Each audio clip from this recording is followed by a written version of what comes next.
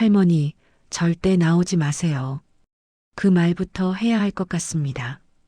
대낮이었어요. 햇빛이 현관문 아래 틈으로 길게 들어오던 시간이지요. 초인종이 울리고 바로 이어서 위층에서 쿵쿵 뛰는 발소리가 내려왔습니다. 그리고 현관문 너머 숨이 잔뜩 올라간 젊은 여자 목소리가 들렸습니다.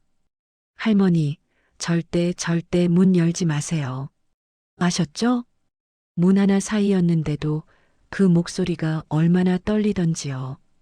그날 저는 문 안에서 조용히 숨만 죽이고 있었습니다. 무슨 일이 일어나고 있는지도 모른 채 벽에 등을 붙이고 있었지요. 그때까지 제 인생은 참 조용했습니다. 심심하다 싶을 만큼요. 저는 올해 68입니다.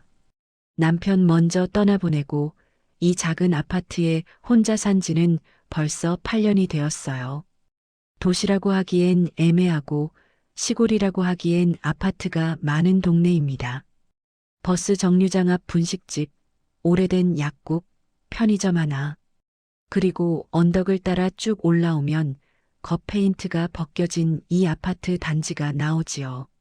제 집은 3층입니다. 엘리베이터도 없는 낡은 건물이지만 저는 이 집이 편했습니다. 층계를 한 칸씩 올라오면서 숨이 조금씩 차오르는 것도 아직은 내가 다리에 힘이 있구나 확인하는 느낌이었어요. 집안은 조용합니다. 아침에 일어나면 제일 먼저 커튼을 조금만 엽니다. 햇빛이 너무 많이 들어오면 방 안이 허전해 보이거든요. 전기밥솥 뚜껑을 열고 남은 밥을 데우고 라디오를 켜놓고 텔레비전은 소리만 낮게 틀어둡니다. 그렇게 켜놓고 있어야 그래도 나 혼자 사는 집은 아니다. 스스로 그렇게 믿을 수 있었어요. 위층에는 여대생이 삽니다. 이사 온 지 반년 정도 되었지요. 처음엔 솔직히 조금 걱정했습니다. 젊은 것들이 시끄러우면 어쩌나, 밤마다 술 마시고 떠들면 어쩌나, 이런 생각부터 먼저 들었어요. 그런데 의외였습니다. 밤에는 발소리가 거의 들리지 않았어요. 대신 오전, 점심때쯤에 가볍게 오르락 내리락 하는 발소리, 가끔은 현관문이 닫히는 소리, 그리고 복도 끝에서 들려오는 작은 웃음소리 정도. 저에겐 그 소리가 위층에도 누가 살아있구나 알려주는 증거 같았습니다. 이상하지요. 층간 소음 때문에 뉴스에서 싸운다는데 저는 오히려 그 발소리가 없어질까봐 걱정이 되었습니다. 제 하루는 단순합니다. 아침밥을 먹고 약을 챙겨 먹습니다. 혈압약, 콜레스테롤 약, 그리고 비타민 한 알. 식탁 위에 작은 약통을 줄 세워놓고 체크를 하지요. 설거지를 하고 나면 대야에 물을 받아 수세미를 헹굽니다. 오래된 싱크대라 물이 새어나오지 않나 살펴보고 베란다로 나가 화분에 물을 줍니다. 남편이 살아있을 때부터 키우던 다육이도 아직 있습니다. 가지 끝이 조금 말라가도 뿌리를 살펴보면 아직 싱싱하더라고요. 너도 나처럼 버티고 있구나. 저도 모르게 화분에게 그렇게 말을 건 적이 있어요. 점심은 대충 먹습니다. 김치에 계란 하나 부치거나 전날 남은 찌개를 끓여 먹지요. 텔레비전에서는 재방송 드라마가 나오고 출연 배우 얼굴이 예전보다 많이 늙었다는 생각이 문득 들면 나만 늙는 건 아니구나. 이상한 안도감이 들기도 했습니다. 겉으로 보기엔 별 문제 없는 노인입니다. 걸어 다닐 수 있고 장도 혼자 봅니다. 가끔은 시장까지 버스를 타고 다녀오기도 해요. 어머니, 이제 장은 인터넷으로 시키면 되지 않아요? 아들이 한번 그렇게 말한 적이 있습니다. 제가 웃으면서 대답했지요. 그래도 사람 구경은 해야지. 집에만 있으면 미쳐요. 아들의 목소리는 늘 바쁩니다. 통화 버튼을 누르고 3분만 지나면 저절로 말을 줄이게 됩니다. 그래, 알았다. 끊어라. 어서 일 봐라. 제가 먼저 그렇게 말을 꺼내지요. 전화기를 내려놓고 나면 거실이 갑자기 더 넓어지는 느낌이 듭니다. 소리는 금방 사라지는데 허전함은 오래 남지요. 그래도 괜찮다고 생각했습니다. 나이 들면 다 이렇게 사는 거지 뭐. 스스로에게 그렇게 말하며 넘겼어요. 그런데 어느 순간부터 낮에 울리는 소리가 달라졌습니다. 라디오 소리, 위층 발소리, 차 주차하는 소리. 이런 건 익숙한 소리였어요. 문제는 낮에도 갑자기 울리는 전화벨과 초인종이었습니다. 고객님, 은행 보안팀입니다. 국민연금공단인데요. 확인 전화 좀 드리겠습니다. 처음엔 진짜인 줄 알았습니다. 목소리가 너무 또렷하고 말투도 예의 바르더라고요. 하지만 몇 마디 듣다 보면 이상했습니다. 계좌번호를 불러주셔야, 지금 바로 이체를 하셔야 안전합니다. 제가 버벅거리며, 아, 저 잘 모르겠는데요. 말을 흐리면 목소리가 조금씩 날카로워졌습니다. 할머니, 빨리 결정하셔야 합니다. 지금도 돈이 빠져나가고 있어요. 그 말을 듣는 순간 심장이 쿵 내려앉았습니다. 전화를 끊고 나서 손을 보니 손등에 핏기가 싹 가신 것처럼 하얗게 변해 있었습니다. 휴대폰을 쥔 손이 덜덜 떨리고 있었지요. 설마 진짜면 어쩌지. 그날 오후 저는 TV 뉴스를 봤습니다. 보이스피싱 피해 노인층 집중. 굵은 자막이 화면 아래를 지나가더군요. 앵커가 말했습니다. 특히 혼자 사는 고령층, 자녀와 연락이 뜸한 노인이 주 대상입니다. 그 말을 듣는 순간 화면 속 대상이라는 단어가 제 얼굴을 가리키는 것처럼 느껴졌습니다. 아, 그럼 나 같은 사람? 마음이 서늘해졌습니다. 리모컨을 내려놓으면서도 내가 표적이 될 수 있다는 생각을 쉽게 지우지 못했습니다. 그날 밤 잠이 잘 오지 않았어요. 베개를 베고 누우면 낮에 들었던 목소리가 다시 떠올랐습니다. 할머니, 빨리 결정하셔야 합니다. 지금도 돈이 빠져나가고 있어요. 그리고 뉴스 앵커의 말. 혼자 사는 노인, 자녀와 연락이 뜸한 노인. 제 얘기인지 남 얘기인지 헷갈릴 정도였습니다. 휴대폰을 머리맡에 두고 누워 있다가 혹시 아들이 전화라도 할까봐 벨소리를 다시 확인했습니다. 그러다 문득 아들이 정말 급한 일이 있으면 바로 오지 않을까? 이런 생각도 들었어요. 그러고 보면 문 두드리는 소리도 요즘 들어 더 자주 들리는 것 같았습니다. 관리사무소라고 하고 택배라고 하고 정기점검이라고 하고 초인종이 울릴 때마다 누가 서 있을지 모른다는 생각에 잠깐씩 숨을 멈추게 되었습니다. 그래서였을까요? 언젠가부터 저는 낮에 초인종이 울려도 먼저 숨부터 죽였습니다.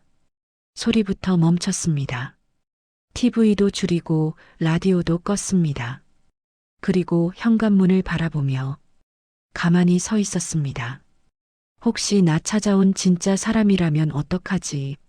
그래도 그냥 나가는 건 위험하지 않을까? 문 하나 사이에 두고 이런 생각이 몇 번이나 오갔습니다. 몸은 문 앞으로 가고 싶은데 발이 바닥에 붙어 떨어지지 않는 느낌이었어요. 위층 여대생 발소리가 들리는 날이면 조금 안심이 되었습니다. 가끔은 복도에서 마주치기도 했지요. 마스크 너머로 눈웃음을 치며 인사하던 아이입니다. 안녕하세요, 할머니. 아, 예. 공부하러 가요? 몇 마디 주고받을 뿐인데도 집에 돌아와서는 이상하게 마음이 좀 누그러졌습니다. 그래, 위층에 저 아가씨라도 있지. 혼자 중얼거리며 커피를 한 잔 타 마셨습니다. 마치 내가 혼자 사는 건 맞지만 완전히 혼자는 아니다. 스스로 그렇게 믿고 싶었던 것 같아요. 그런데 사람 마음은 참 간사합니다. 하루라도 초인종이 조용하면 그날은 또 괜히 허전했습니다. 왜 이렇게 조용하지? 오늘은 위층 발소리도 잘 안 들리네. 무섭다, 시끄럽다 하던 것들도 없어지면 또 허전해지는 법이지요. 그래도 저는 믿었습니다. 이 조용한 일상이 오래 갈 거라고요. 아침에 라디오 켜고, 점심에 혼자 밥 차려 먹고, 저녁에는 드라마 보면서, 에이, 저런 남편은 버려야지. 됐구나 하면서 웃다가 자는 생활이요. 남들이 보기엔 지루할지 몰라도 저에겐 나름 평온한 하루였습니다. 하지만 지금 돌이켜보면 그 평온함 아래에는 이미 금이 가고 있었던 것 같습니다. 낮에 울리던 전화벨, 뉴스 화면의 자막, 초인종이 울릴 때마다 멈추던 숨. 그게 다 예고였는데도 저는 잘 알아보지 못했습니다. 그리고 결국 그 금이 한 번에 갈라지는 날이 찾아왔습니다. 대낮이었지요. 햇빛이 현관문 틈으로 길게 들어오던 바로 그날. 위층에서 누군가가 숨가쁘게 내려와 초인종을 마구 눌렀습니다. 그리고 문 밖에서 그 아이의 목소리가 들렸습니다. 할머니, 절대 나오지 마세요. 그 말이 왜 그렇게 절박했는지 그때 저는 아직 알지 못했습니다. 그저 문 안쪽에서 심장 소리만 크게 듣고 있었을 뿐이지요. 앞으로 무슨 일이 벌어질지 모른 채 말입니다. 그날 이후로 초인종 소리가 더 무서워졌습니다. 예전에는 그냥 누구지? 정도였지요. 지금은 혹시 이번엔 진짜 나 잡으러 온 건가 하는 생각이 먼저 듭니다. 이상한 전화도 계속 걸려왔어요. 하루는 이런 전화가 왔습니다. 고객님, 카드 보안센터입니다. 지금 고객님 명의로 대출 신청이 들어와서요.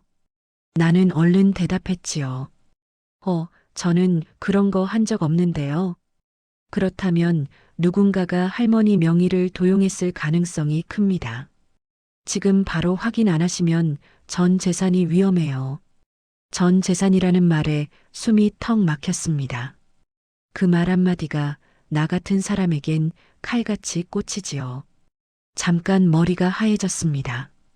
그리고 아들 얼굴이 떠올랐습니다.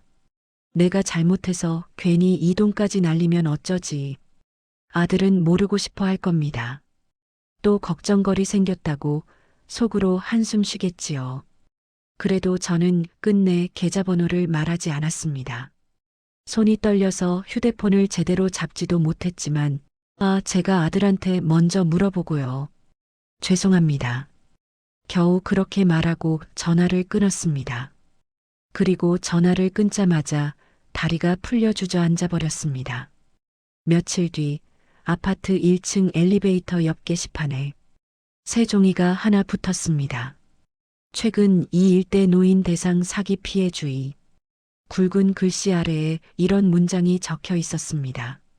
검찰 경찰 금융기관을 사칭하여 계좌이체 및 현금 전달을 요구하는 전화에 절대 응하지 마십시오. 모르는 사람에게 현금을 건네지 마십시오. 절대라는 글자가 눈에 박혔습니다. 나는 종이 앞에 서서 한참을 서 있었습니다. 나만 그런 전화 받는 게 아니었구나. 그러자 또 이상하게 마음이 복잡해졌습니다. 나 같은 사람을 노리는 게 누군가에게는 일이고 수입이라는 사실이 소름 끼치게 느껴졌습니다. 그때 옆에서 누가 툭 말을 걸었습니다. 할머니도 전화 오셨어요? 고개를 돌려보니 위층 여대생이 서 있었습니다. 긴 생머리를 묶어 올리고 배낭 하나 메고 있었지요. 얼굴은 화장기 거의 없는데 눈빛은 또렷했습니다. 좀 이상한 전화가 자꾸 오더라고요. 제가 애써 웃으며 대답하자 그 아이가 조용히 한마디 덧붙였습니다. 요즘 진짜 심해요. 할머니, 모르는 번호는 되도록 받지 마세요. 받으셨더라도 그냥 끊으세요. 진짜 중요한 건 또 연락 와요. 말투는 부드러웠는데 끝부분은 단단했습니다. 마치 어디서 많이 들어본 설명을 다시 하고 있는 사람 같았지요. 엘리베이터 안 우린 둘뿐이었습니다. 문이 닫히고 숫자가 하나씩 올라가는 동안 이상하게 침묵이 길게 느껴졌습니다. 그 아이가 먼저 물었습니다. 혹시 계좌번호 같은 거는 안 알려주셨죠? 아이, 그걸 어떻게 말해? 그런 건 아니고 그래도 겁은 나더라. 제가 그렇게 대답하자 아이 얼굴에 아주 잠깐 안도하는 표정이 스쳤습니다. 다행이다. 입술이 아주 작게 움직였어요. 저는 괜히 농담처럼 말했습니다. 나도 뉴스는 봤어. 나이도 먹을 만큼 먹었는데 그 정도는 알아야지. 하지만 제 목소리가 살짝 떨렸다는 걸 그 아이는 눈치챘을지도 모릅니다. 엘리베이터 문이 열리자 그 아이가 먼저 나가다가 잠깐 멈추더니 뒤돌아봤습니다. 할머니, 응? 진짜로요. 뭔가 조금이라도 이상하면 그냥 저한테 말해주세요. 저 위층에 있으니까요. 그 말에 저는 어색하게 웃으며 고개를 끄덕였습니다. 그래, 알았어. 고마워. 입으로는 고맙다 했지만 속으로는 내일이니 내가 알아서 해야지. 그 생각이 먼저 떠올랐습니다. 나이 들면 이상하게 도움을 청하는 것도 쉽지 않습니다. 그날 오후 집에 혼자 앉아 있다가 문득 이런 생각이 들었습니다.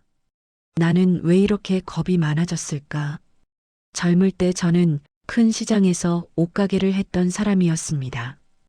오고 가는 손님들, 손님한테 뒤통수도 맞아보고 가게 월세 밀리지 않으려고 밤늦게까지 계산기도 두드렸지요. 그때는 억울한 일 있어도 에이, 뭐 그런 사람도 있는 거지. 흥분하고 욕도 한마디씩 하고 그리고 잊어버리고 살았습니다. 몸은 힘들었어도 마음은 지금보다 덜 무서웠어요. 남편이 옆에 있었기 때문인지도 모르겠습니다. 남편이 쓰러지던 날 갑자기 시장 바닥이 기울어지는 것 같았습니다. 병원 응급실에서 의사가 말했지요. 가족분들 준비는 하셔야겠습니다. 그 말은 참 이상한 말입니다.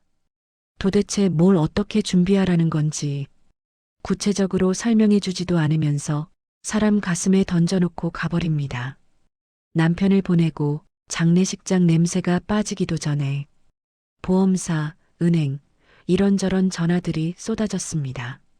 상속 관련해서 안내드리겠습니다. 연금 조정이 필요합니다. 그때는 그런 전화도 고맙게 느껴졌습니다. 뭘 어떻게 해야 할지 몰랐거든요. 그래서 여러 서류에 도장도 찍고 은행도 몇 번 오가고 남편 이름으로 되어 있던 것들을 제 이름으로 옮겼습니다. 이제 와서 생각해보면 그때 나라는 사람의 소득 재산 정보가 여기저기 흩어져 나갔을지도 모르겠습니다. 그게 지금 어디선가 악한 사람들 손에 들어가 내 번호를 눌러대고 있는 건 아닐까? 그 생각까지 닿으니까 등골이 서늘해졌습니다. 점점 세상이 나를 노리고 있는 것 같은 기분이 들었습니다.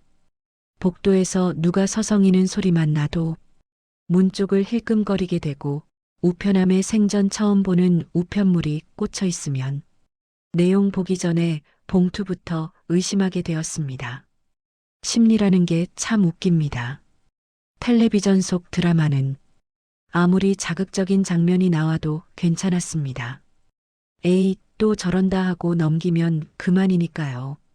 그런데 내 전화기에서 내 문 앞에서 비슷한 말투, 비슷한 상황이 반복되기 시작하니까 이제는 현실이 더 무서웠습니다. 하루는 저녁 무렵 쓰레기를 버리러 나가는데 위층 여대생이 계단을 내려오고 있었습니다.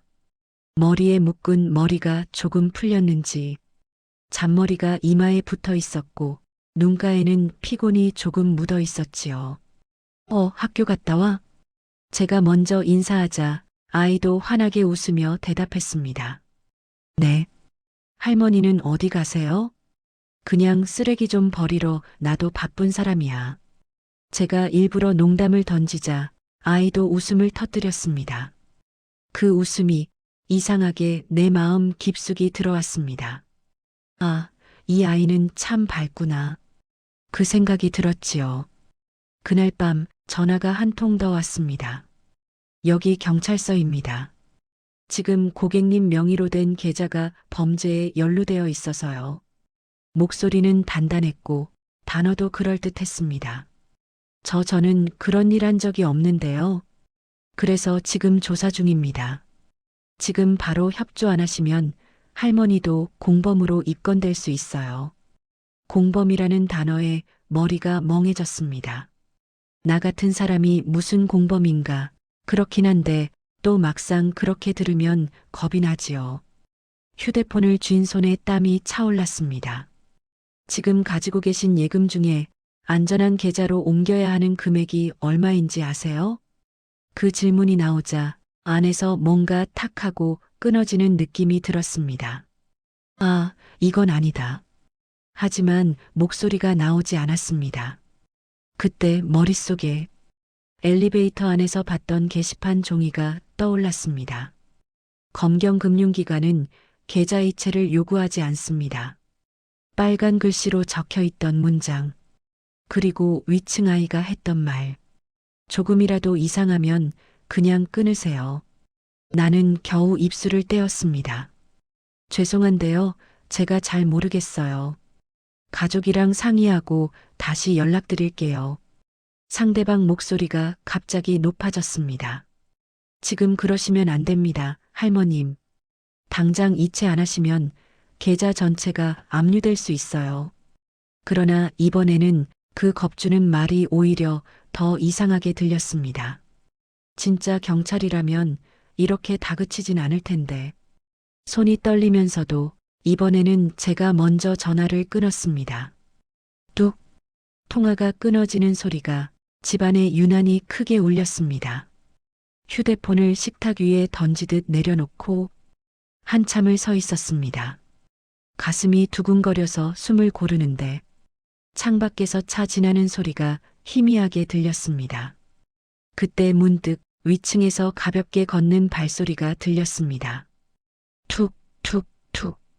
이상하게 그 발소리가 괜찮아요라고 말해주는 것 같았습니다. 그래도 그날 밤 저는 베개를 몇 번이나 뒤집어가며 잤습니다. 눈만 감으면 전화기 화면에 뜨던 낯선 번호, 그리고 상대방의 말투가 떠올랐습니다. 나 언제까지 이렇게 버틸 수 있을까? 낮에는 괜찮다고 생각했는데 밤이 되면 자꾸 그런 생각이 밀려왔습니다. 다음 날 아침 우편함을 열었을 때 또 다른 종이가 눈에 들어왔습니다. 최근 아파트 주변 수상한 차량 출몰 신고 접수. 관리사무소에서 붙인 안내문이었습니다. 낯선 사람이 현관문 앞 복도에서 서성일 경우 즉시 경비실로 연락 바랍니다. 이 문장을 읽는 순간 온몸에 소름이 돋았습니다. 아, 우리 아파트까지. 그제야 실감이 났습니다. 텔레비전 뉴스 속 이야기였던 것들이 이제는 우리 단지, 그리고 곧 내 집 문 앞까지 와 있다는 사실이요. 그 평온해 보이던 복도, 햇빛이 잘 들어서 따뜻해 보이던 현관, 위층 발소리가 들리면 안심되던 이 집까지. 그 모든 곳에 보이지 않는 그림자가 드리워지고 있다는 걸 이제야 조금씩 알 것 같았습니다. 그때는 몰랐지요. 곧 그 그림자가 내 문 앞을 정확히 찾아올 거라는 걸. 그리고 그때 위층 아이가 숨이 차도록 뛰어내려와 초인종을 마구 누르며 그 말을 하게 되리라는 것도요. 할머니, 절대 나오지 마세요. 그 절박한 한마디가 누군가에게는 오랫동안 준비해온 계획을 깨뜨리고 또 누군가에게는 다시 시작할 용기를 주게 되리라는 걸 그때의 저는 아직 모른 채 조용히 그리고 깊게 상처 속으로 내려가고 있는 중이었습니다. 그날 저는 정말로 돈을 빼줄 뻔했습니다. 통장까지 손에 쥐고 현관문 앞에서 신발을 신고 있었어요. 발끝만 문턱을 넘었으면 제 노후 자금은 그대로 사라졌을지도 모릅니다. 그 생각을 하면 아직도 등줄기가 서늘해집니다. 그날 아침은 평소와 다름없었습니다. 밥솥에서 남은 밥을 조금 퍼서 데우고 김치랑 멸치볶음으로 대충 아침을 때웠습니다. 라디오는 조용한 트로트를 틀어놓고 텔레비전은 소리는 꺼둔 채 화면만 켜두었습니다. 자막이 천천히 올라가고 있었지요. 오늘의 주요 뉴스. 그때 휴대폰이 울렸습니다. 낯선 번호였습니다. 순간 받지 말까 하다가 혹시 정말 중요한 전화면 어떡하지? 그 생각이 들어 손이 먼저 움직였습니다. 여보세요. 박순옥님 맞으시죠? 목소리가 또렷했습니다. 어딘가에서 많이 들어본 말투였습니다. 네, 그런데요. 저는 지검 금융범죄수사부 수사관입니다. 지금 박순옥님 명의 계좌가 보이스피싱 범죄 조직의 자금 세탁에 이용된 정황이 포착되어서요. 이름이 길었습니다. 직책도 그럴듯했습니다. 검찰, 금융범죄, 수사부. 단어 하나하나가 내가 평생 접해본 적 없는 세계 같았습니다. 아, 그게 무슨 말씀이세요? 저는 그런 거 한 적이 없는데요. 그래서 지금 조사 중입니다. 지금 상황에서는 피해자이면서 동시에 공범으로 의심받을 수도 있는 상황이세요. 공범. 다시 그 단어였습니다. 심장이 한번 쿵 하고 떨어졌습니다. 잠깐만요. 저는 그냥 집에 있는 할머니인데요. 제 말은 끝까지 가지 못했습니다. 현재까지 확인된 바로는 남편분 명의로 되어 있던 보험금이 작년에 정리되셨죠? 그 말을 듣는 순간 숨이 멎는 것 같았습니다. 작년 여름 저는 남편 이름으로 묶여있던 보험금을 정리했습니다. 은행에 여러 번 왔다 갔다 하면서 직원들한테 설명 듣고 서류 쓰고 도장 찍고 겨우 제 계좌 하나로 모았지요. 그걸 지금 이 사람이 알고 있었습니다. 그건 어떻게? 입술이 덜덜 떨렸습니다. 저희는 수사기관입니다, 할머님. 지금 상대 조직이 가지고 있는 정보는 이 정도가 아닐 수도 있어요. 그래서 저희가 먼저 보호 차원에서 연락드린 겁니다. 보호라는 말을 듣자 순간 안도가 되는 것 같기도 했습니다. 아, 예. 지금 박순옥 님이 하셔야 할 일은 간단합니다. 지금 갖고 계신 예금 중 안전한 계좌로 옮겨야 할 금액이 얼마인지 확인하시고. 예금이요? 예, 그 돈을 저희 검찰청에서 관리하는 피해자 보호 전용 계좌로 우선 옮겨 놓으셔야 합니다. 그래야 범죄 조직에서 손을 못 대요. 보호 전용 계좌. 그럴듯했습니다. 한편으로는 며칠 전 게시판에서 봤던 문장이 떠올랐습니다. 검경금융기관은 계좌 이체를 요구하지 않습니다. 머릿속에서 두 문장이 부딪혔습니다. 그래도 이렇게까지 자세히 아는 걸 보면 진짜일 수도 있지 않을까? 그래도 이체하라는 건 이상하지 않나? 마음이 오락가락했습니다. 지금 바로 동네 은행으로 가실 수 있으세요? 상대방이 물었습니다. 지금이요? 예. 지금 이 통화가 끝나면 저희 쪽에서도 바로 계좌 동결 해제 요청을 해야 합니다. 시간이 많지 않아요. 시간이 많지 않다. 지금 바로. 그 말들이 채찍처럼 등에 내려앉았습니다. 전화를 끊고 나서 한동안 멍하니 서 있었습니다. 식탁 위에는 다 식어버린 밥그릇이 놓여 있었고 라디오에서는 여전히 트로트가 흘러나오고 있었습니다. 그러나 제 귀에는 다른 소리가 들리지 않았습니다. 남편 보험금, 예금, 공범, 단어 몇 개가 머릿속을 빙빙 돌았습니다. 만약 진짜면 어떡하지? 내가 지금 아무것도 안 하면 나중에 경찰서 불려가서 조사받는 건 아닐까? 나이 먹고 경찰서라는 곳까지 가야 한다는 상상을 하니까 숨이 턱 막혔습니다. 안 되지, 그건 안 되지. 혼잣말이 새어나왔습니다. 저는 결국 옷장을 열었습니다. 은행 갈 때 입는 얇은 카디건을 꺼내서 걸치고 장롱이 철제함에서 통장을 꺼냈습니다. 통장 겉표지를 만지는 손이 식은 땀으로 젖어 있었습니다. 그냥 확인만 하고 오자 이게 진짜인지 아닌지만 보고 오자. 스스로에게 그렇게 말했습니다. 그런데 그게 함정이지요. 확인만 하러 나간 사람들 중에 절반은 그대로 돈을 내주고 돌아온다고 뉴스에서 말했었습니다. 그 사실을 그때는 떠올리지 못했습니다. 신발장 앞에서 구두를 꺼내 신었습니다. 발등에 힘이 잘 들어가질 않았습니다. 현관문 철손잡이를 잡는 순간 손가락이 살짝 굳었습니다. 문을 열면 이제부터는 되돌리기 어려운 길로 한 걸음을 내딛는다는 느낌이 들었습니다. 그때였습니다. 위층에서 쿵 하는 소리가 났습니다. 누군가가 급하게 걸어가는 소리였습니다. 발소리가 평소보다 빨랐습니다. 툭툭툭 계단을 내려오는 소리가 들렸고 곧이어 복도에 누가 숨을 가쁘게 쉬는 기척이 났습니다. 그리고 제 집 초인종이 띵동, 띵동, 띵동 여러 번 연달아 울렸습니다. 저는 깜짝 놀라 손잡이에서 손을 뗐습니다. 설마 벌써 온 건가? 아까 전화해서 말하던 검찰 수사관이 벌써 복도에 와 있는 건 아닌가? 심장이 목까지 차올랐습니다. 그런데 문 밖에서 들린 목소리는 낯익은 목소리였습니다.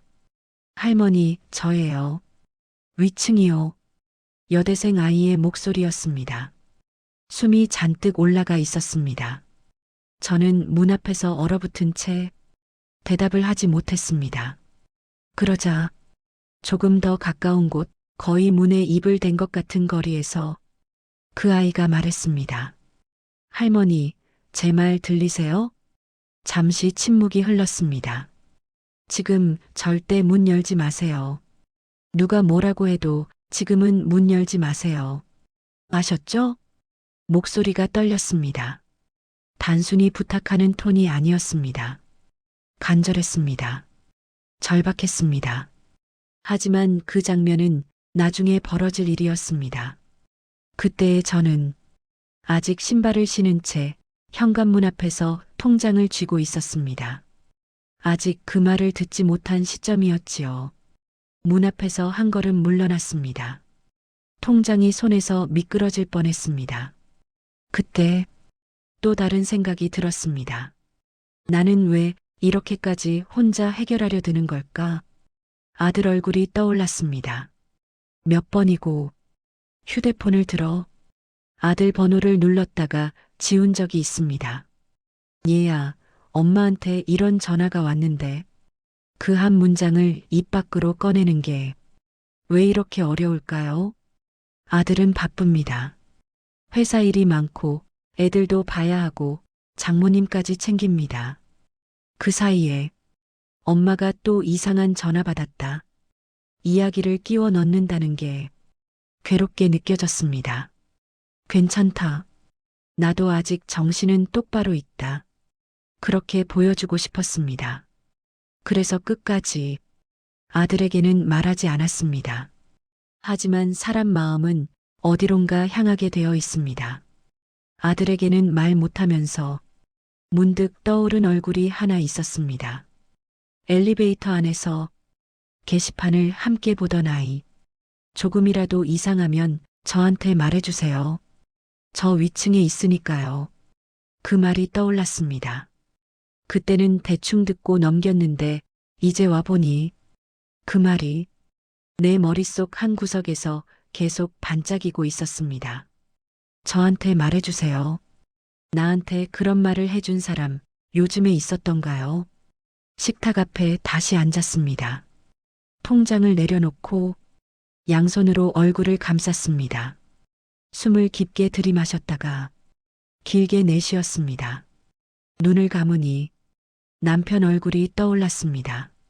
순호가 돈 잃는 것보다 내 마음 먼저 잃지 마라. 예전에 남편이 했던 말이었습니다.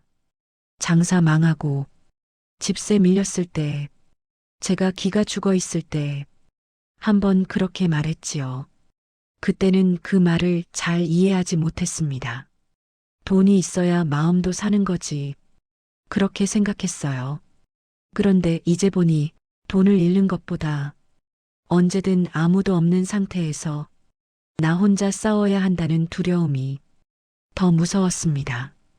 이대로 가다가는 정말로 머리가 하얘지는 순간 모든 걸 내줘버릴 수도 있겠다는 생각이 들었습니다. 그 생각이 끝나자 어디선가 힘이 조금 났습니다. 이제 안 되겠다. 제가 제게 말했습니다. 이제 나 혼자서 버티는 척은 그만하자.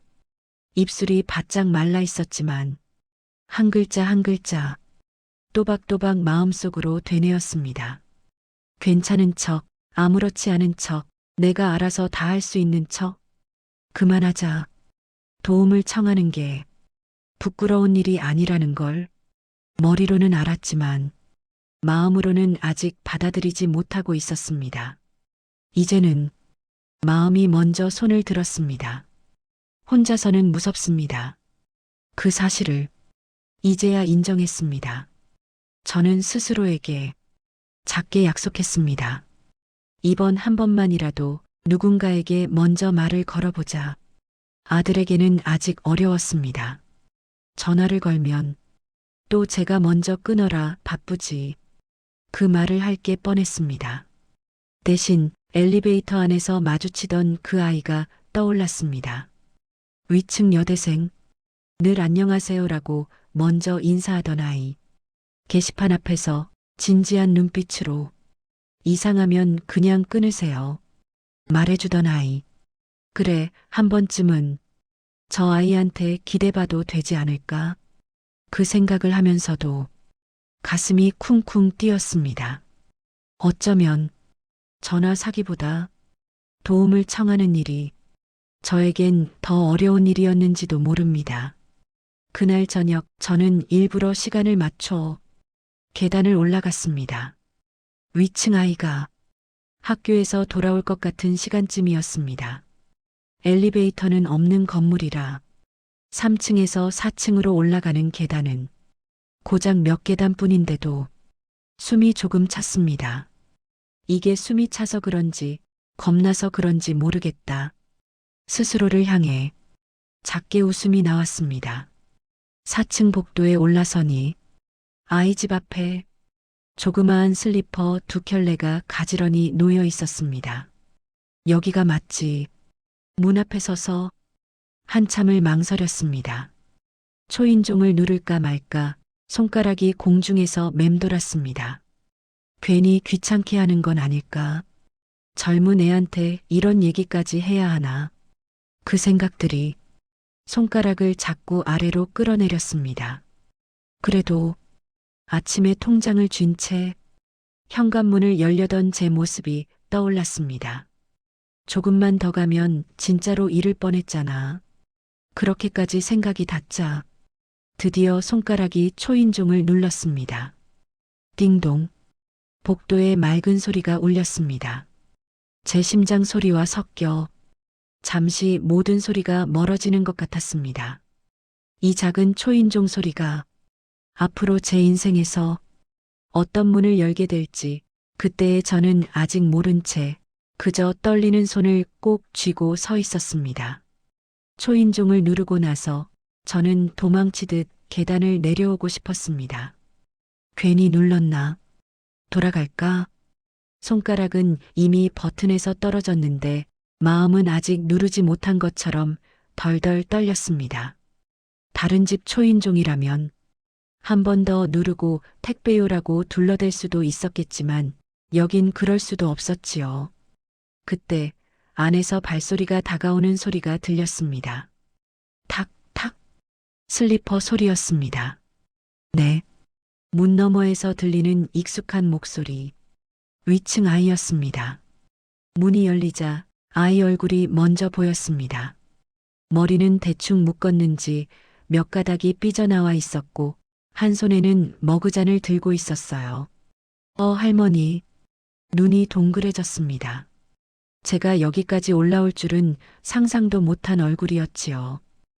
잠깐, 시간 괜찮니? 제 목소리는 생각보다 훨씬 작게 나왔습니다. 아, 그럼요.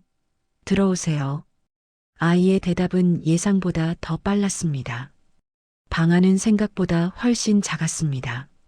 한쪽 벽에는 책상이, 다른 쪽에는 침대가 붙어 있었고, 주방이라고 하기엔 민망한 조그마한 싱크대가 문 옆에 있었지요.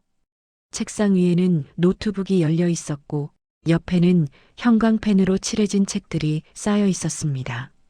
죄송해요. 치울 틈이 없었어요. 여기 앉으세요. 아이 손이 허둥지둥 움직였습니다. 침대 끝에 있던 옷가지를 한쪽으로 밀고 작은 의자를 저에게 내주었습니다. 아니야, 내가 미안하지. 갑자기 찾아와서 말은 그렇게 했지만 사실은 이 방까지 올라온 제 자신이 믿기지 않았습니다. 잠깐 어색한 침묵이 흘렀습니다. 아이의 시선이 제 손에 들린 통장으로 떨어졌습니다. 혹시 은행 다녀오시는 길이셨어요? 질문 하나였는데 몸이 먼저 반응했습니다.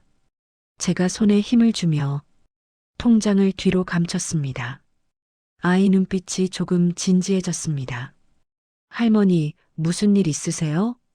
그제야 마음 어딘가에 쌓여 있던 게 우르르 무너지기 시작했습니다. 저는 숨을 한번 크게 들이마셨습니다. 저기, 사실 말이지. 입이 잘 떨어지지 않았습니다. 아들에게조차 못하던 말을 처음 보는 것도 아닌 젊은 아이에게 먼저 털어놓는다는 게 이상하게 느껴졌습니다. 그래도 오늘 아침 현관문 앞에서 통장을 들고 서 있던 제 모습을 떠올리자 더는 미룰 수 없었습니다. 저는 천천히 오늘 아침의 전화를 이야기했습니다. 검찰을 사칭했다는 사람, 남편 보험금 얘기를 꺼냈던 순간 예금을 옮겨야 한다는 말, 지금 은행으로 가야 한다는 재촉. 말하면서도 손이 떨렸습니다. 이야기를 듣는 동안 아이의 표정이 조금씩 바뀌었습니다. 처음에는 놀란 얼굴, 그러다 금세 눈매가 매서워졌습니다. 남편분 보험금까지 얘기했어요? 아이 목소리가 낮아졌습니다. 응, 그걸 어떻게 아나 싶어서 솔직히 순간 믿을 뻔했지 뭐니. 제가 그렇게 말하자 아이 입술이 굳게 다물어졌습니다. 잠시 후 아이 손이 책상 서랍으로 가더니 검은색 노트를 하나 꺼냈습니다. 표지에 작게 글씨가 적혀 있었습니다. 고령층 금융 피해 사례. 노트를 펼치자 날짜, 전화번호, 통화 내용, 한 줄짜리 메모들이 빽빽히 적혀 있었습니다. 어디선가 본 뉴스 화면처럼 은행 직원 사칭, 검찰청 수사관 사칭, 보험회사 직원 사칭, 이런 말들이 줄줄이 등장했습니다. 아이 손가락이 몇 페이지를 넘기다 멈췄습니다. 할머니, 혹시 통화 기록 아직 남아 있어요? 아마 있을 거야. 주머니에서 휴대폰을 꺼내 통화 목록을 열었습니다. 낯선 번호가 눈에 들어왔습니다. 그 번호를 보여주자 아이 눈빛이 번쩍했습니다. 맞다. 조용한 목소리로 그렇게 말하더니 곧장 노트북을 켰습니다. 노트북 화면에는 엑셀 같은 표가 떠 있었습니다. 나이, 피해 금액, 지역, 발신번호. 정리가 잘 돼 있었습니다. 아이 손가락이 키보드를 빠르게 움직였습니다. 여기 있다. 화면에 비슷한 번호들이 여러 개 나열되어 있었습니다. 끝자리만 조금씩 다른 번호들. 이 조직 저희가 학교 동아리에서 계속 보고 있던 데예요. 동아리? 네. 저 학교에서 고령층 금융피해 예방 동아리 활동하고 있거든요. 경찰서랑도 같이 캠페인하고 상담센터 봉사도 나가고 그래요. 그제야 이해가 되기 시작했습니다. 엘리베이터 안에서 게시판을 보며 했던 그 목소리, 게시판 안내문 내용을 거의 통째로 외우고 있던 말투. 다 그냥 아는 척이 아니었던 겁니다. 할머니, 오늘은 은행 안 가신 거죠? 응, 나가려다가 그냥. 아이 얼굴에 노골적인 안도감이 내려앉았습니다. 진짜 다행이다. 아이 눈가가 살짝 붉어졌습니다. 그 표정을 보는데 가슴이 묘하게 먹먹해졌습니다. 이 아이는 이 일을 남의 일처럼 듣고 있는 게 아니구나. 근데 말이지, 너무 자세히 알고 있더라. 남편 보험금까지.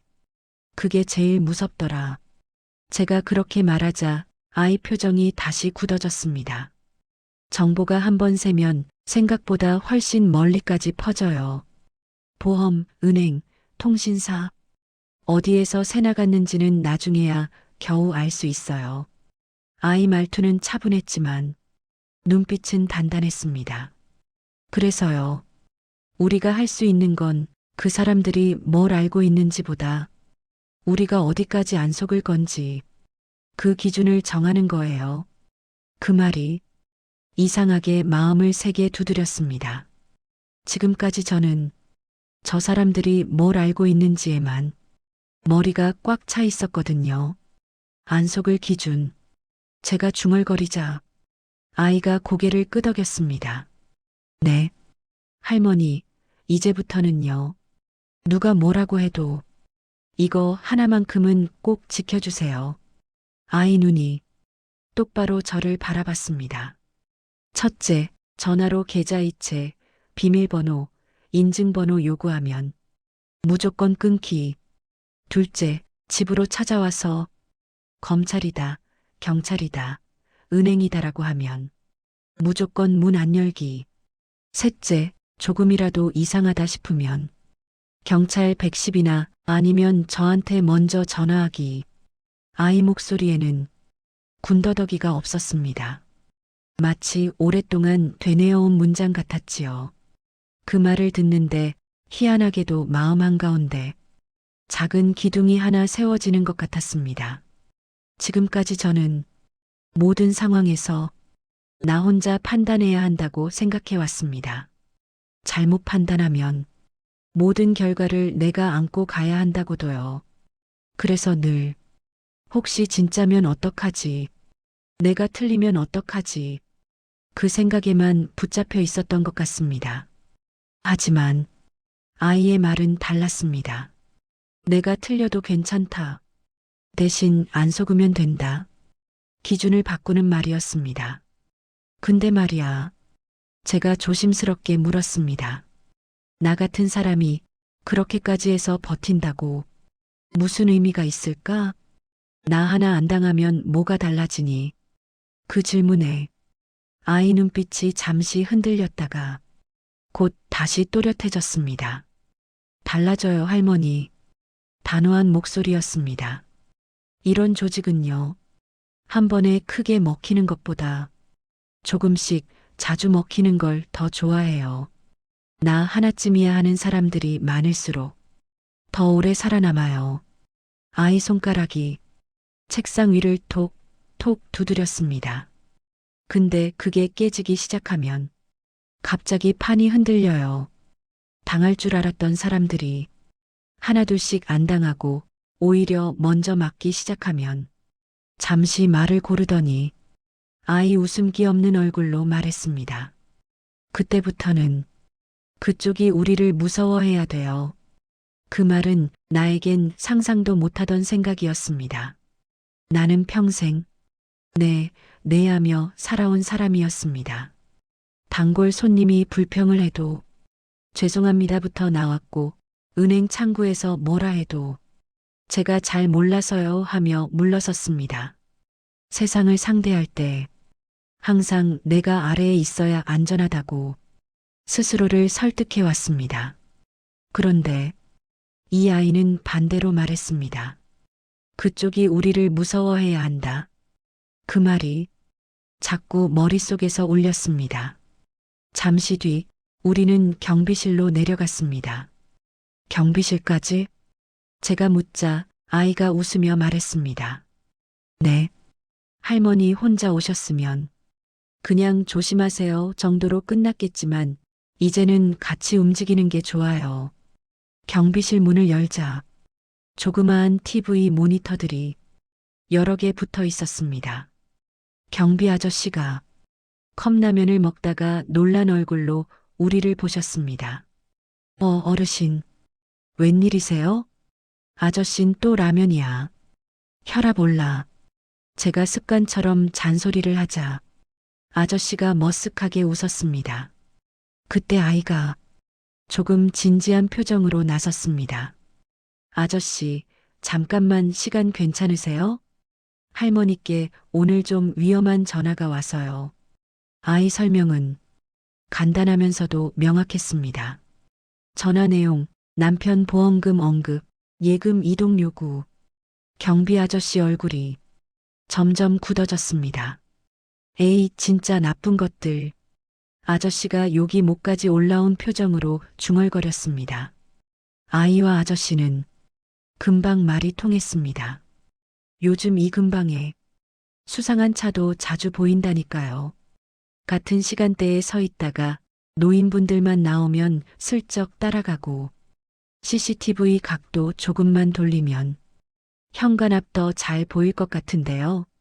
둘은 모니터를 보며 각도와 위치를 이야기했습니다. 저는 조금 떨어진 의자에 앉아 그 모습을 지켜보고 있었습니다. 방금 전까지만 해도 모든 게 나 혼자일 것 같았는데 지금은 두 사람이 내 일처럼 움직이고 있었습니다. 그 사실이 어찌나 낯설고 고맙던지요. 할머니, 말이 오가던 사이 아이가 제 쪽으로 돌아섰습니다. 이제부터는요, 누가 집에 찾아와서 은행이다, 경찰이다, 검찰이다 그러면 먼저 여기 경비실부터 들르라고 하세요. 경비 아저씨도 곧장 받았습니다. 그래요, 어르신. 뭐 점검이다 뭐다 하면 경비실 들렀다가 같이 올라오라 그러세요. 정상적인 사람은 싫은 티 안 내는데 수상한 놈들은 그 말에 표정부터 바뀝니다. 나는 고개를 끄덕였습니다. 그리고 낮에 이상한 번호로 전화 오잖아요. 아이 목소리가 이어졌습니다. 그럼 할머니 혼자서 판단하지 마시고 전화 끊고 바로 저한테 캡처해서 보내주세요. 그래도 되겠니? 당연하죠. 아이 눈이 웃었습니다. 저 이런 거 보려고 여기 사는 거예요. 그 말이 귀에서 한동안 떠나지 않았습니다. 집에 돌아오는 길 복도가 조금 다르게 보였습니다. 불과 며칠 전까지만 해도 누군가 서 있을까봐 조심조심 걸어오던 길이었는데 오늘은 내 편이 동시에 둘이나 생긴 느낌이었습니다. 위층 아이 그리고 경비 아저씨. 문득 벽에 붙어 있는 조그마한 안내문 글씨가 조금 덜 차갑게 느껴졌습니다. 수상한 사람이 보이면 경비실로 연락 주십시오. 이 문장이 이제는 나 혼자 알아서 해라가 아니라 같이 보겠다는 말처럼 들렸습니다. 집 안에 들어와 문을 닫고 난 뒤 저는 통장을 철제함으로 다시 넣었습니다. 그리고 장롱문을 닫으면서 조용히 혼잣말을 했습니다. 그래, 이 돈 함부로 못 가져가게 해야지. 예전에는 제발 아무 일 없게 해달라는 마음으로 통장을 숨겨두었지만 지금은 조금 달랐습니다. 와보려면 와봐라. 이번에는 그냥 안 당해준다. 처음으로 그런 생각을 했습니다. 물론 여전히 무섭습니다. 전화벨이 울리면 심장이 먼저 반응할 겁니다. 하지만 이제는 전화기 뒤에 위층 아이 얼굴이 같이 떠오를 것 같았습니다. 그날 밤 저는 잠들기 전에 휴대폰에 아이 번호를 저장했습니다. 이름 칸에 그냥 이름만 쓰기 뭔가 해서 이렇게 적었습니다. 위층 지킴이. 손가락으로 저장 버튼을 누르면서 작게 웃음이 났습니다. 나이 들어서도 이런 이름으로 누군가를 저장할 수 있구나. 그리고 눈을 감기 전에 마음속으로 또 하나를 적었습니다. 이제 혼자 버티기만 하는 인생은 그만. 당하는 입장에서 지켜보는 입장으로 한 번쯤은 서보자. 그때는 몰랐습니다. 우리가 이렇게 세워둔 작은 기준과 약속들이 얼마 지나지 않아 대낮 한복판에서 진짜 시험대에 오를 거라는 걸요. 그리고 그때 위층 아이가 숨이 차도록 계단을 내려와 제 문 앞에서 외치게 되리라는 것도요. 할머니, 절대 나오지 마세요. 그날을 향해 우리는 아주 조용히 그러나 분명하게 첫 번째 반격을 준비하고 있었습니다. 기준을 세우고 나니까 세상이 조금 덜 무서워지는 줄 알았습니다. 그런데 세상은 제가 마음을 다잡은 것만큼 순순히 물러나 주지 않았습니다. 위층 아이랑 경비실에 다녀온 지 며칠 지나지 않았을 때였습니다. 그날도 평소처럼 아침밥을 먹고 약을 챙겨 먹고 라디오를 켰습니다. 창밖으로 햇빛이 들어오고 옆 동네 초등학교에서 체육 시간에 뛰노는 아이들 소리가 들렸습니다. 겉으로 보기에는 참 평화로운 날이었지요. 그런데 그날 아파트 정문 앞에 낯선 승용차 한 대가 멈춰 서 있었습니다. 처음엔 못 봤습니다.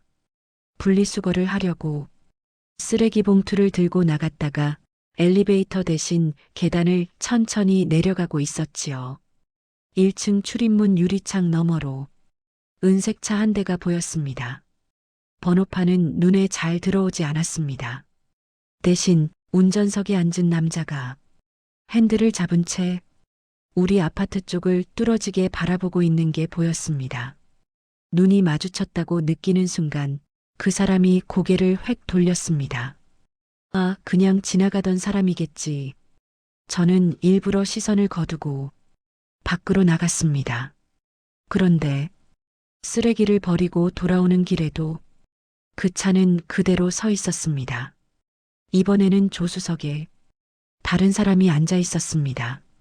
둘이 무언가를 이야기하는 듯 고개를 맞대고 있었습니다. 저는 모른 척 고개를 숙이고 그냥 지나쳤습니다. 하지만 등 뒤에서 시선이 따라오는 느낌을 쉽게 떨쳐낼 수 없었습니다. 오후에 경비실 앞을 지나가는데 경비 아저씨가 먼저 말을 걸었습니다. 어르신, 혹시 낮에 은색 승용차 보셨어요? 응, 정문 앞에 서 있던 그 차 말이야? 예, 그거요. 어제도 비슷한 시간에 와서 한참을 서 있다가 갔거든요. 아저씨는 CCTV 화면을 가리켜 보였습니다. 작은 화면 속 흐릿한 번호판, 선글라스를 낀 남자 둘. 아저씨가 혀를 찼습니다.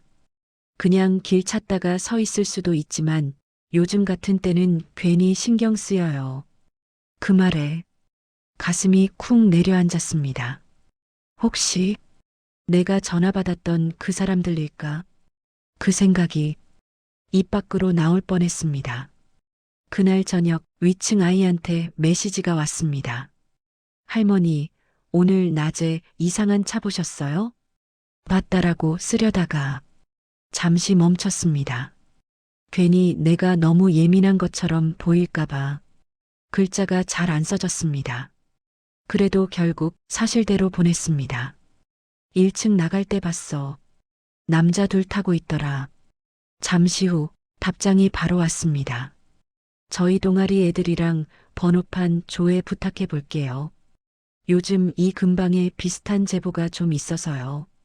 그 문장을 보고 휴대폰을 쥔 손에 힘이 들어갔습니다. 아, 이게 그냥 내 착각만은 아닐 수도 있겠구나. 며칠 동안 전화는 잠잠한 듯 했습니다. 낯선 번호로 한 번, 두 번 걸려오긴 했지만 이젠 아예 받지 않았습니다. 전화벨이 울리면 휴대폰 화면을 한 번 보고는 벨이 꺼질 때까지 그대로 두었습니다. 그 사이 위층 발소리가 들리면 괜히 안심이 되었습니다. 그래, 나 혼자만 있는 건 아니지. 그렇게 조금씩 마음을 다잡아 가던 중이었습니다. 그러던 어느 날 식탁 위에 놓인 휴대폰이 또 울렸습니다. 이번에는 아들 이름이 떴습니다. 웬일이냐? 너 바쁜 시간 아니야? 제가 먼저 웃으며 받았습니다. 그런데 아들 목소리가 어딘가 이상했습니다. 엄마, 요즘 이상한 전화 받은 적 있어? 순간 등줄기에 찬물이 쫙 흐르는 기분이 들었습니다. 왜? 내 명의로. 대출 조회가 들어갔다는데 거기서 엄마 번호가 같이 등록돼 있더라고. 은행에서 확인 전화가 와서 내가 깜짝 놀라서 아들 말이 이어졌습니다. 엄마 계좌랑 내 이름이 같이 뭐에 묶여 있는 것 같다고. 최근에 보험 설계사 같은 사람 만난 적 있어? 그 질문을 듣는 순간 작년 여름이 떠올랐습니다. 남편 보험금 정리한다고 은행 왔다 갔다 할 때 창구 옆에서 명함 돌리던 젊은 남자 하나가 있었습니다. 어르신, 요즘 노후자금 이렇게 굴리는 분들 많으세요. 말은 친절했지만 눈빛이 유난히 번뜩이던 사람. 그때는 그냥 영업 열심히 하는 청년 같아서 대충 웃으며 넘겼습니다. 그러고 보니 어디서 본 것 같은 얼굴이 희미하게 떠올랐습니다. 엄마, 혹시라도 누가 다시 전화해서 뭐 옮기라고 하면 무조건 끊어. 알았지? 아들 목소리가 평소보다 높아져 있었습니다. 그래, 알았다. 너나 조심해라. 입으로는 그렇게 말했지만 마음속에서는 다른 생각이 돌고 있었습니다. 이 사람들이 나만 보고 전화를 거는 게 아니구나. 우리 집을 통째로 하나의 타깃으로 보고 있구나. 아들 이름까지 엮였다는 게 말로 표현 못할 만큼 불쾌했습니다. 전화를 끊고 난 뒤 방안이 갑자기 좁아진 것 같았습니다. 창문 밖에서 어느새 해가 기울고 있었고 아파트 벽에 길게 그림자가 드리워졌습니다. 거실 불을 켜지 않은 채 한동안 소파에 앉아 있었습니다. 이 사람들 그냥 포기하지 않겠구나. 가슴 밑바닥에서 이상한 확신이 올라왔습니다. 우리 쪽에서 한번 방어를 했다고 해서 그쪽이 고개를 숙이는 게 아니라 오히려 더 정교하게 다시 덤벼들 거라는 느낌이 들었습니다. 하루 이틀은 아무 일도 없었습니다. 그 평온함이 오히려 더 불안했습니다. 전화는 뜸해졌지만 대신 복도가 이상했습니다. 밤늦게 엘리베이터 앞에서 낯선 발소리가 들리는 것 같았습니다. 우리 아파트에는 야근 마치고 늦게 들어오는 사람들도 많지만 그날 들렸던 발소리는 어딘가 리듬이 달랐습니다.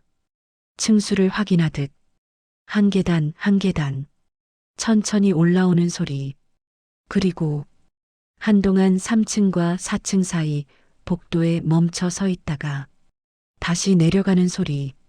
저는 숨을 죽이고 문 쪽을 바라보고 있었습니다.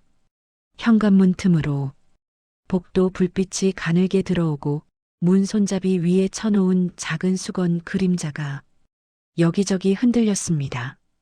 다음 날 경비실에 들렀습니다. 어젯밤에 누가 왔다 갔다 했어요? 제가 조심스럽게 묻자 경비 아저씨가 CCTV를 돌려 보여줬습니다. 흐릿한 화면 속에 야구 모자를 눌러 쓴 남자 하나가 복도 끝까지 갔다가 다시 돌아오는 모습이 보였습니다. 특별히 이상할 것도, 특별히 정상적일 것도 없는 모습이었습니다. 그래서 더 불편했습니다. 저 사람 어디 사는 사람인지 모르죠? 제가 묻자 아저씨가 머리를 극적였습니다. 이게 엊그제 은색 승용차에서 내리던 사람이랑 옷차림이 비슷하긴 한데 얼굴이 너무 안 나와요. 아저씨는 입술을 꾹 다물었습니다. 그래도 요 며칠은 제가 더 신경 써서 볼게요. 그 말에 조금 안심이 되면서도 불길한 기분은 가시지 않았습니다. 그날 저녁 드디어 전화가 다시 울렸습니다. 이번에는 번호 비공개라고 떴습니다. 받지 마라. 머리로는 분명히 그렇게 말하고 있었습니다. 그런데 손가락이 무의식적으로 통화 버튼으로 향하고 있었습니다. 혹시 이번에는 진짜일 수도 있잖아. 아주 작은 기대 섞인 불안이 손가락을 밀어 올렸습니다. 결국 통화 버튼을 눌러버렸습니다. 여보세요. 짧은 묵음이 흐르고 낮게 가라앉은 남자 목소리가 들렸습니다. 박순옥 님이시죠? 낯선 목소리였습니다. 그러나 어딘가 익숙했습니다. 저번에 통화드렸던 직업 쪽입니다. 그가 일부러 웃음을 억누르는 듯한 톤으로 말을 이었습니다. 요즘 잠은 잘 오세요? 심장이 한번 크게 쿵 치고 내려갔습니다. 지금까지의 전화는 형식적인 멘트로 시작해서 계좌를 요구하는 식이었습니다. 하지만 이번에는 달랐습니다. 그는 내가 겁을 먹고 있다는 걸 알고 있는 사람처럼 처음부터 감정을 건드려 왔습니다. 그날 저는 전화를 오래 이어가지 않았습니다. 이제 이런 전화 안 받겠습니다. 손이 떨리면서도 그 말을 했습니다. 상대가 비웃는 듯한 소리를 냈습니다. 할머님, 세상이 그렇게 단순하진 않아요. 말끝이 길게 늘어졌습니다. 다음에 한번 직접 찾아뵙겠습니다. 그 말까지 듣고 저는 전화를 끊어버렸습니다. 뚝! 손에서 식은땀이 흘렀습니다. 휴대폰 화면이 꺼진 뒤에도 직접 찾아뵙겠습니다라는 말이 몇 번이고 머릿속을 맴돌았습니다. 그날 밤 저는 오래도록 잠이 오지 않았습니다. 방 안불을 다 꺼도 어둠 속에서 현관문 윤곽만 또렷하게 보이는 것 같았습니다. 직접 찾아온다. 평소 같았으면 와봐라, 경비실부터 들르라 하지. 이렇게 허세를 부렸을지도 모릅니다. 하지만 실제로 그 말이 들려오니까 손발이 얼어붙었습니다. 이제 전화만으로 끝날 싸움이 아니구나. 그때 저는 어렴풋이 깨닫고 있었습니다. 우리가 세운 작은 기준들이 이 사람들에게도 다 전해졌다는 걸요. 그래서 그들도 다시 움직이기 시작했다는 걸. 이번에는 더 조용하게, 더 가까이에서, 그리고 곧 대낮 한가운데 현관문 바로 앞까지 다가올 거라는 걸. 그날 직접 찾아뵙겠다던 그 목소리가 얼마 지나지 않아 현실이 되어 우리 복도에 울려 퍼질 거라는 걸 저는 아직 막연한 공포로만 느끼고 있었습니다. 문이 부서질 것처럼 흔들렸습니다. 여기 경찰입니다. 문 여세요. 낯선 남자의 목소리가 철문을 통해 쩌렁쩌렁 울려 퍼졌습니다. 저는 현관 바로 옆 신발장과 벽 사이에 몸을 붙이고 숨을 죽이고 서 있었습니다. 코앞에서 들리는 목소리인데도 감히 대답을 할 수 없었습니다. 왜냐고요? 그보다 몇 초 전 문 밖에서 누군가가 숨을 헐떡이며 외쳤거든요. 할머니, 절대 나오지 마세요. 지금 아무한테도 문 열지 마세요. 위층 아이의 목소리였습니다. 그날 아침 하늘은 이상할 만큼 맑았습니다. 이틀째 비가 오다가 간밤에 그쳤는지 베란다 밖으로 보이는 나무잎들이 반짝거렸습니다. 라디오에서는 날씨 얘기를 했습니다. 오늘은 모처럼 맑은 하늘, 나들이 하기 좋은 날씨입니다. 나들이요. 웃기지요. 저는 그날 현관문 밖으로 한 발짝도 함부로 내딛지 못하는 날을 맞이하게 될 줄 전혀 몰랐습니다. 아침밥을 먹고 설거지를 마칠 때쯤 휴대폰에 메시지가 하나 왔습니다. 할머니, 오늘 낮에 혹시 집에 계세요? 위층 아이였습니다. 응, 왜? 조금 있다가 답장이 왔습니다. 아무 일 없으면 그냥 집에 계세요. 혹시 오늘 낮에 누가 찾아와도 혼자 문 열지 마시고요. 자세한 건 이따 말씀드릴게요. 문장을 읽는 순간 가슴이 철렁 내려앉았습니다. 무슨 일 있구나. 감으로 알 수 있었습니다. 아주 나쁜 쪽으로 이미 일이 굴러가고 있다는 걸요. 그때 누군가 생각났습니다. 며칠 전 전화기 너머에서 직접 찾아뵙겠다던 그 목소리. 농담처럼 들릴 수도 있는 말인데 이상하게도 그날 이후 현관문이 더 무겁게 느껴졌습니다.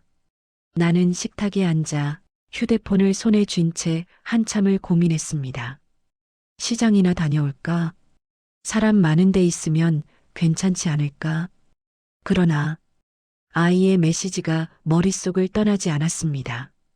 그냥 집에 계세요. 마치 오늘이 그날이 될 것처럼 미리 알고 있는 사람의 말 같았습니다. 결국 저는 장바구니를 내려놓았습니다. 그래, 오늘은 그냥 집에 있자. 스스로에게 그렇게 말했습니다. 점심시간이 조금 지날 무렵 복도가 이상하게 조용했습니다. 엘리베이터 문 닫히는 소리, 아이들 뛰노는 소리, 주부들이 오가며 떠드는 소리가 평소보다 줄어든 느낌이었지요. TV 소리를 아주 작게 줄이고 소파에 앉아 있는데 갑자기 휴대폰이 진동했습니다. 할머니, 지금 어디세요? 집이지. 혹시 초인종 울려도 절대 바로 나가지 마세요. 인터폰으로 먼저 보고 모르는 사람이면 말도 하지 마세요. 손가락이 굳었습니다. 왜 그러니? 무슨 일 있는데? 잠시 후 단 한 줄이 왔습니다. 저 지금 경비실에 있어요. 조금 이따 설명드릴게요. 일단 약속 하나 해주세요. 제가 괜찮다고 말할 때까지 문 열지 않겠다고. 가슴이 꽉 막혔습니다. 경비실에 있다. 약속해달라. 이건 그냥 조심해라가 아니었습니다. 누군가 어디까지 왔다는 뜻이었습니다. 그때였습니다. 윙 하는 소리와 함께 현관문 위 인터폰 화면이 켜졌습니다. 누가 밖에서 로비 출입문 호출 버튼을 누른 모양이었습니다. 아, 이제 오나 보다. 말하지 않았지만 몸이 먼저 알고 있었습니다. 손이 저절로 떨렸습니다. 화면에는 정문 로비 앞 CCTV가 잡혀 있었습니다. 양복 차림의 남자 둘. 하나는 서류 가방을 들고 있었고 다른 하나는 검은 패딩 안에 셔츠를 받쳐 입고 있었습니다.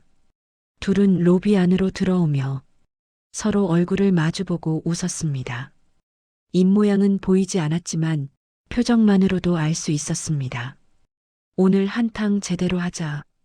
그런 기분으로 웃고 있더군요. 인터폰 화면 옆에 호출벨이 울렸습니다. 이제 몇 분 뒤면 저 층계까지 올라올 사람들입니다. 바로 그 순간 복도 쪽에서 쿵쿵쿵 계단을 뛰어내려오는 발소리가 들렸습니다. 익숙한 리듬이었습니다. 위층 아이였습니다. 숨이 가쁘게 오르내리는 소리, 슬리퍼가 바닥을 세게 치는 소리.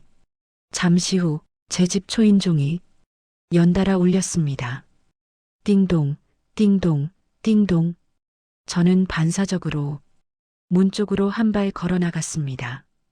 그러나 문 손잡이를 잡기도 전에 문 밖에서 아이 목소리가 터져 나왔습니다. 할머니, 저예요. 위층이요. 목소리가 떨리고 있었습니다. 할머니, 제 말 들리세요? 들려. 그때 내 목소리는 거의 속삭임에 가까웠던 것 같습니다. 문 하나 사이에 두고 서로의 숨소리가 느껴질 만큼 가까웠지요. 아이 목소리가 더 낮아졌습니다. 지금 아무한테도 문 열지 마세요. 제가 괜찮다고 말할 때까지 무슨 소리가 나도 나가지 마세요. 아셨죠? 그 말에 온몸이 굳었습니다. 왜 무슨 일인데? 끝까지 묻기도 전에 위층 계단 쪽에서 또 다른 발소리가 들려왔습니다. 무거운 신발 소리였습니다. 아이 목소리가 급히 빨라졌습니다. 할머니, 약속했죠? 절대 문 안 여는 거. 안에서 조용히 계세요. 핸드폰만 들고 가능하면 현관에서 떨어져 계세요. 그 말까지 하고는 아이 발소리가 다시 위로 올라가는 듯 했습니다. 저는 그대로 현관 옆 좁은 틈으로 몸을 옮겼습니다. 벽과 신발장 사이 몸 하나 겨우 숨길 수 있는 자리. 핸드폰을 꼭 쥐고 숨을 최대한 줄였습니다. 그리고 몇 초 뒤 예상했던 소리가 들려왔습니다. 띵동. 이번엔 다른 리듬이었습니다. 길게 눌렀다 떼는 초인종 소리. 은행입니다. 어르신 댁 맞으시죠? 남자의 목소리가 현관을 울렸습니다. 보안 점검 때문에 잠깐 확인 좀 하겠습니다. 저는 아무 말도 하지 않았습니다. 속으로만 아주 천천히 하나 둘 셋 숫자를 세었습니다. 둘째 남자가 말을 이었습니다. 아, 할머님. 저번에 전화드렸던 그건 때문에요. 직접 설명드리러 왔습니다. 직접 찾아뵙겠다던 그 목소리였습니다. 전화기 너머에서 들으려면 조금 멀게 느껴졌던 그 소리가 지금은 문 한 장 사이에서 생생하게 들렸습니다. 문 한 번만 열어주세요. 얼굴 보여드릴게요. 손잡이가 살짝 흔들렸습니다. 문이 아니라 제가 흔들리는 것 같았습니다. 그때 아주 희미하게 어딘가에서 다른 소리가 들려오기 시작했습니다. 멀리 아래쪽에서 사이렌 소리가 났습니다. 처음에는 내 귀가 잘못 들은 줄 알았습니다. 그러나 점점 그 소리가 가까워졌습니다. 할머님, 문 안 여시면요. 남자가 말을 끝내기도 전에 복도 끝에서 또 다른 목소리가 들려왔습니다. 경찰서입니다. 거기 뭐 하십니까? 굵고 단호한 목소리였습니다. 이어 발소리가 거칠게 다가왔습니다. 경찰이요? 저희도 방금 신고받고. 남자 목소리가 당황해서 우물거릴 틈도 없이 쾅 하는 소리와 함께 누가 서로 부딪히는 기척이 났습니다. 움직이지 마. 손 들어. 짧은 고함 소리가 복도에 메아리 쳤습니다. 저는 현관 옆에 웅크린 채 눈을 꼭 감았습니다. 얼마나 시간이 지났는지 모르겠습니다. 몇 분 같기도 하고 몇 시간 같기도 했습니다. 문 바깥의 소리가 조금씩 정리되기 시작했습니다. 무전기 소리, 무거운 숨, 신분을 확인하는 짧은 대화들. 조금 뒤 문 바로 앞에서 낯익은 목소리가 들렸습니다. 경비 아저씨였습니다. 어르신, 저예요. 경비실입니다. 그 말이 들리는 순간 숨이 터져 나오는 것 같았습니다. 하지만 그래도 쉽게 문을 열 수가 없었습니다. 진짜 아저씨 맞아요? 제 목소리가 희미하게 떨렸습니다. 곧 다른 목소리가 겹쳤습니다. 위층 아이였습니다. 할머니, 저예요. 이제 열어도 돼요. 괜찮아요. 그 말을 듣고서야 손이 문 손잡이로 갔습니다. 손잡이가 식은땀으로 젖어 있었습니다. 문을 열자 복도에는 경찰 2명과 수갑을 찬 남자 둘이 서 있었습니다. 한 명은 고개를 숙인 채 이를 악물고 있었고 다른 한 명은 어딘가 포기한 듯한 얼굴이었습니다. 아이 얼굴은 하얗게 질려 있었지만 눈빛만은 또렷했습니다. 경비 아저씨는 여전히 운동복 차림으로 손에는 아직도 컵라면 뚜껑이 들려 있었습니다. 이 기묘한 조합이 한 화면에 들어와 있으니 현실감이 없었습니다. 경찰이 짧게 말했습니다. 박순옥 님이시죠? 많이 놀라셨죠? 그래도 문 안 여신 거 아주 잘하셨습니다. 저는 대답 대신 아이 쪽을 바라봤습니다. 아이 눈가가 살짝 붉어져 있었습니다. 그날 오후 경찰서에서 연락이 왔습니다. 가능하면 간단히 진술을 해달라고 했습니다. 이야기만 듣고 있는 줄 알았는데 제가 벌써 피해자라는 이름표를 달고 있었습니다. 경찰서 조사실에서 담당 형사가 서류를 넘기며 말했습니다. 이 사람들 단순히 전화 몇 번 돌리던 수준이 아닙니다. 중간 관리책이에요. 책상 위에는 검은색 파일 철이 하나 올라와 있었습니다. 형사가 파일을 열었습니다. 거기에는 이름, 나이, 주소, 전화번호, 예상 예금액 추정치, 가족관계, 보험 가입 여부 등이 줄줄이 적혀 있었습니다. 몇 장 넘기다가 형사가 한 페이지를 짚었습니다. 박순옥 68세 3층호 남편 사망 보험금 수령 아들 은행 재직 1차 대상. 제 이름이 굵게 동그라미 쳐져 있었습니다. 숨이 멎는 줄 알았습니다. 이걸 이 사람들이 다 알고 있었다고요? 제가 간신히 묻자 형사가 고개를 끄덕였습니다. 보험사, 은행, 카드사, 어디라고 딱 잘라 말하긴 아직 어렵지만 적어도 어딘가에서 정보가 한 번에 흘러나온 건 확실합니다. 특히 남편 보험금 정리한 시점이랑 이 사람들이 목록 만든 시점이 거의 비슷해요. 형사가 다른 페이지도 넘겨 보였습니다. 비슷한 나이대, 비슷한 상황의 이름들이 여럿 있었습니다. 이 사람들 노리는 건 그냥 노인이 아니라 최근에 큰돈이 한번 움직인 노인이에요. 그 중에서도 혼자 사는 집, 자녀랑 멀리 떨어져 사는 집부터 우선으로 찍고요. 우선으로 찍고요. 그 말이 머리 한가운데를 세게 때렸습니다. 그동안 저는 운 나쁘면 당하는 것 정도로만 생각했습니다. 뉴스에서 보던 피해자들, 나도 그럴 수 있겠구나 정도로만 막연하게 겁먹고 있었습니다. 그런데 이 파일을 보니 이건 우연이 아니었습니다. 누군가가 이 사람은 당해도 될 사람이라고 선을 그어놓은 목록이었습니다. 그 리스트의 첫 줄에 내 이름이 올라 있는 걸 보는 기분은 말로 설명하기 어려웠습니다. 이게 사람이 할 짓인가요? 제 입에서 그 말이 터져 나왔습니다. 형사는 잠시 말이 없었습니다. 차마 쉽게 위로하는 말도 하지 못하겠다는 표정이었습니다. 조금 뒤 그가 조용히 말했습니다. 이 사람들 이번에 처음 잡히는 게 아닙니다. 예전에도 비슷한 사건이 있었어요. 그때도 할머님이랑 상황이 비슷한 분이셨습니다. 그 말은 또 다른 이야기를 예고하는 말처럼 느껴졌습니다. 경찰서를 나오는 길 복도 끝에서 위층 아이가 서 있었습니다. 손에는 종이컵 커피가 들려 있었고 벽에 등을 기대고 서 있다가 제가 나오자 일어섰습니다. 할머니, 짧은 부름이었는데 거기에는 안도, 미안함, 분노, 여러 가지 감정이 뒤섞여 있었습니다. 저는 그 아이를 바라보며 천천히 숨을 내쉬었습니다. 그래도 오늘은 안 당했네.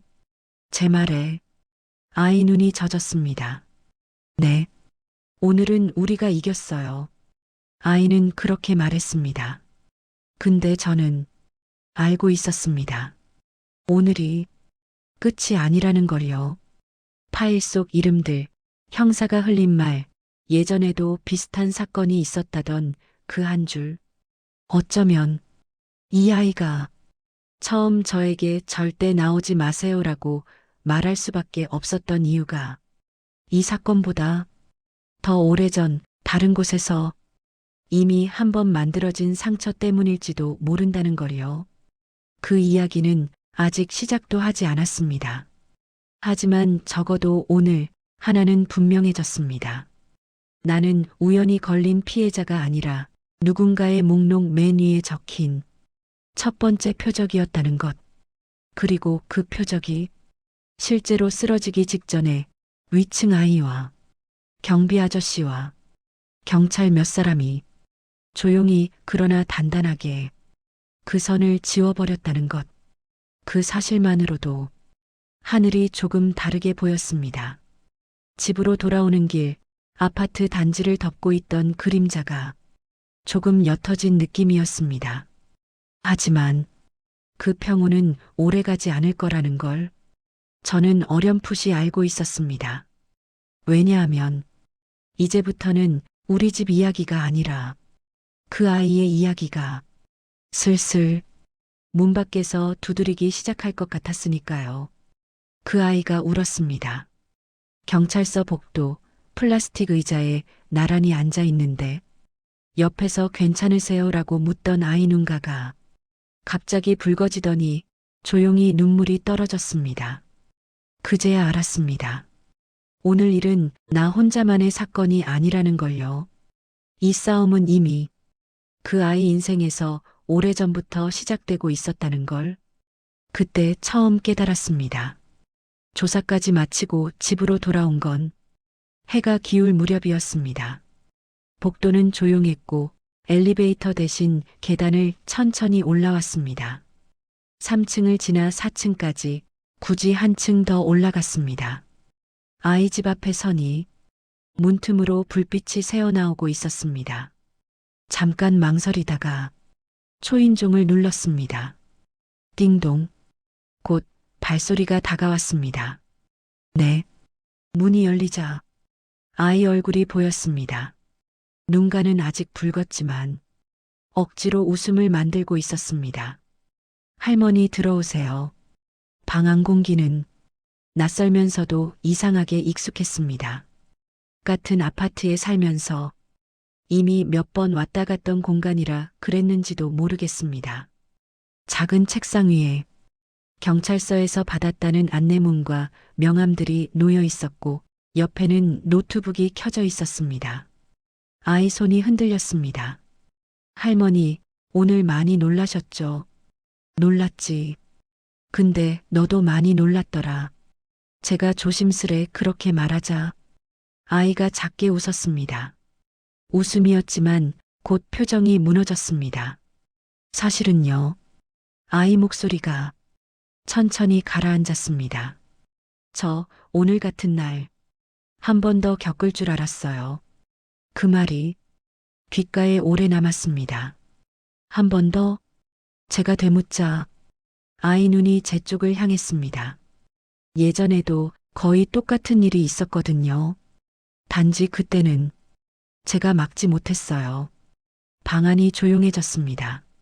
창문 밖으로 자동차 지나가는 소리가 들리고 옆동에서 누가 문 닫는 소리가 멀게 들려왔습니다. 아이 손이 자꾸 무릎 위를 오르내렸습니다.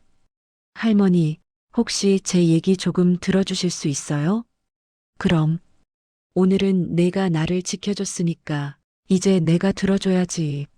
저는 자세를 조금 고쳐 앉았습니다. 그리고 그 아이의 과거가 조심히 펼쳐지기 시작했습니다. 아이 말에 따르면 3년 전 어느 겨울이었습니다. 그때 아이는 고3이었고 엄마는 맞벌이, 아빠는 지방 현장에 나가 있었습니다. 아이에게 가장 가까운 어른은 같은 동네에 사는 외할머니였다고 했습니다. 제가 어릴 때 부모님 늦게까지 일하시면 맨날 외할머니 집에서 자고 그랬거든요. 학교 끝나고 가면 항상 조기 굽는 냄새, 보리차 끓이는 냄새가 나던 집이었어요. 말하는 아이 얼굴에 잠깐 미소가 떠올랐다가 바로 사라졌습니다. 근데 그 겨울에 외할머니가 보이스피싱을 당하셨어요. 짧은 문장이었지만 방 안 공기가 확 무거워졌습니다. 아이에게 그날은 아직도 생생합니다. 학원에서 나오는데 엄마한테서 전화가 왔다고 했습니다. 지우야, 지금 외할머니 집으로 바로 가봐. 엄마 목소리가 다급하게 떨리고 있었다고 했습니다. 무슨 일인지 묻기도 전에 통화가 끊겼습니다. 아이 말로는 그때까지만 해도 혹시 할머니가 넘어지셨나? 그 정도만 생각했다고 했습니다. 그런데 외할머니 집에 도착했을 때 상황은 달랐습니다. 집 안에 현금 봉투들이 다 뒤집혀 있고 장롱 문도 열려 있었어요.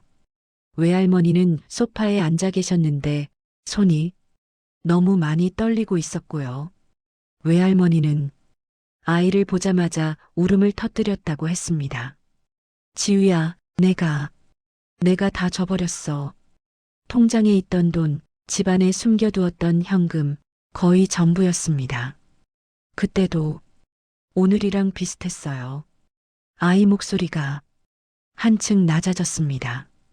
검찰이라고 하고 경찰이라고 하고 그래서 확인하러 왔다면서 집까지 직접 찾아왔다더라고요. 외할머니는 내가 잘못하면 손녀한테도 피해가는 줄 알고 제발 공범이 아니라고 믿어달라고 그렇게 빌었다고 했어요. 하지만 결과는 뻔했습니다.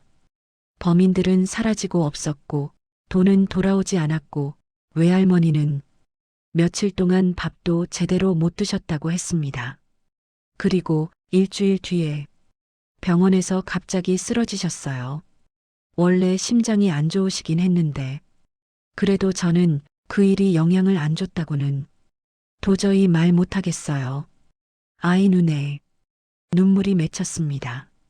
그때 제가 할 수 있었던 건 나중에 꼭 잡아달라고 엄마 손 붙잡고 울던 것뿐이었어요. 그러면서도 세상은 쉽게 잊어버렸습니다. 뉴스에서는 잠깐 나오고 말았습니다. 70대 여성 보이스피싱 피해 뒤 사망. 자막은 하루 지나면 다른 사건으로 바뀌었습니다. 근데 저는 못 잊겠더라고요. 아이가 손등으로 눈가를 닦았습니다. 그래서 대학 들어가면 이런 사건 막는 봉사라도 하고 싶다고 생각했어요. 그리고 진짜로 고령층 금융피해 예방 동아리 찾아 들어갔고 상담센터에서 통계 정리도 하고 경찰이랑 같이 캠페인도 하고 그러다 한 가지 사실을 알게 되었다고 했습니다. 외할머니 사건 때 수사망에 한 번 올랐다가 증거 부족으로 빠져나간 이름이 몇 번이고 다른 사건에서 반복해서 등장하고 있다는 걸요. 그때 파일에서 봤던 이름이요. 오늘 할머니 사건 파일에서도 나왔어요. 아이 눈빛이 매우 또렷해졌습니다. 조직 중간에 있는 준호라는 사람. 경찰이 보여주었던 그 파일 속 이름, 내 사건이 적혀 있던 바로 그 종이에 있던 이름이었습니다.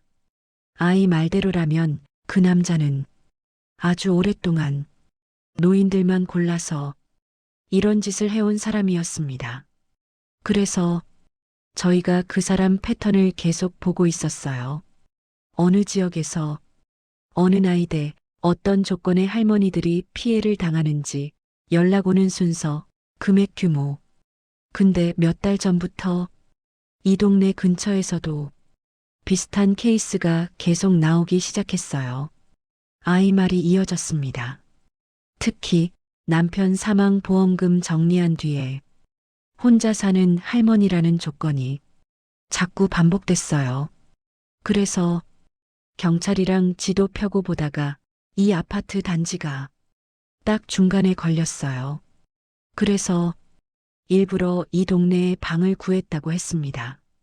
여기서 학교까지 통학도 힘들고 월세도 싼 편은 아니지만 그래도 여기가 좋겠다고 생각했어요. 그 말을 듣는데 심장이 묘하게 쿵 내려앉았습니다. 그럼 너 나 때문에 이 아파트로 온 거야?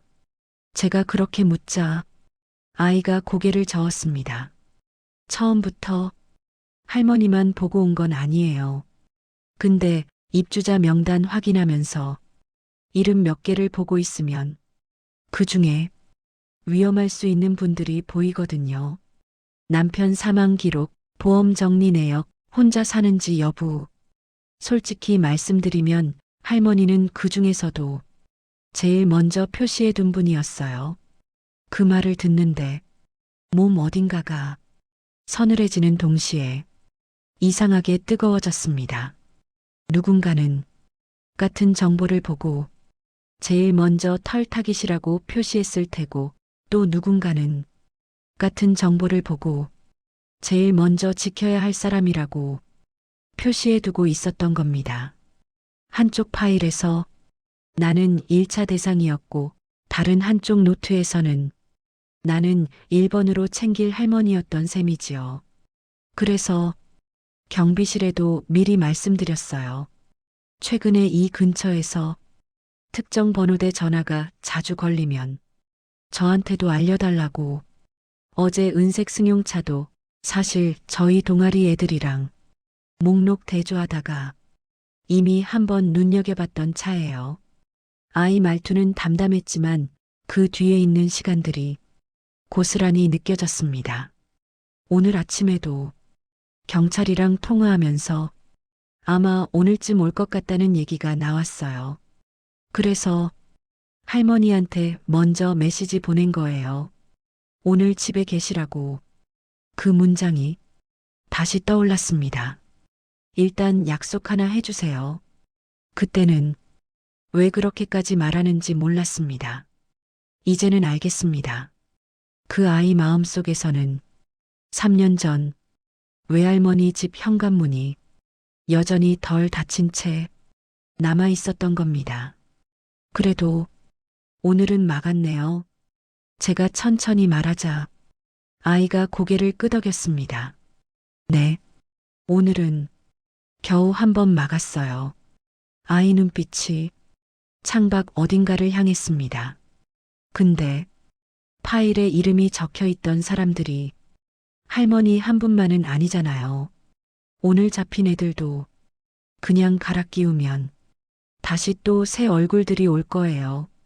그래서 전부 다 막을 수 있다고는 저도 자신이 없어요. 그 말이 이상하게 더 솔직하고 안쓰러웠습니다. 그래도요, 아이 목소리가 다시 힘을 찾았습니다. 오늘 외할머니 때처럼 그냥 당했다는 생각만 하고 집에 돌아오지 않아도 된 게 저한테는 많이 달라요. 그제야 아이의 눈물이 이해되었습니다. 오늘 복도에서 할머니 절대 나오지 마세요라고 외치던 그 목소리는 단순히 나를 위해서만이 아니라 과거의 자기 자신에게 다시 외치고 있던 말 같았습니다. 할머니, 제발 문 열지 마세요. 그때 하지 못했던 말을 이제야 누군가에게 제대로 건네고 있었던 거지요. 나는 손을 뻗어 아이 손등 위에 살짝 얹었습니다. 고맙다. 짧게 그렇게 말했습니다. 그 이상의 말은 쉽게 나오지 않았습니다. 무슨 위로를 건네야 할지, 어떤 말을 하는 게 맞는지 도무지 떠오르지 않았습니다. 그래서 그냥 손만 잡았습니다. 근데 할머니, 잠시 후 아이가 조심스럽게 말을 꺼냈습니다. 오늘 경찰서에서 파일 보셨죠? 응. 거기에 할머니 이름만 적혀 있던 게 아니었어요. 3층 호 말고 바로 옆집, 옆동, 다른 아파트 이름들도 적혀 있었어요. 다들 혼자 사는 노인이거나 배우자 사망 후 정리 같은 메모가 같이 있었고요. 아이 눈빛이 조금 더 단단해졌습니다. 그래서 한 가지 부탁이 있어요. 뭔데? 혹시 아파트 안에서 비슷한 얘기 들은 분이 있으면요. 나만 조심해야지 해서 끝내지 말고 서로 한 번씩은 얘기해 주세요. 경비실에도 알려주시고 저한테도 말씀해 주시고요. 잠깐 침묵이 흘렀습니다. 이 사람들은요, 사람들이 각자 따로 무서워할 때 제일 잘 먹혀요. 근데 같이 무서워하기 시작하면 그때부터는 일이 꼬이기 시작하거든요. 그 말이 이상하게 오래 남았습니다. 같이 무서워하는 것도 힘이 될 수 있다는 발상은 한 번도 해본 적 없었습니다. 방을 나서기 전 아이에게 물었습니다. 너는 이거 하면서 안 무섭니까? 아이가 잠시 웃었습니다. 무서워요. 솔직히 말씀드리면요. 저도 밤에 혼자 집에 있을 때 문소리만 나도 깜짝깜짝 놀라요. 그래도 외할머니가 마지막에 그러셨거든요. 아이 목소리가 조금 낮아졌습니다. 지우야, 너라도 이런 사람들한테 속지 말라고. 그 말 때문에 그래도 누군가는 이쪽에서 한 번쯤 먼저 움직여야 한다고 생각하게 됐어요. 그제야 알았습니다. 오늘 나를 지키기 위해 계단을 뛰어 내려왔던 그 한 걸음이 사실은 몇 년 전 겨울부터 준비되어 있던 한 걸음이었다는 걸요. 집으로 돌아오는 길, 복도가 다르게 보였습니다.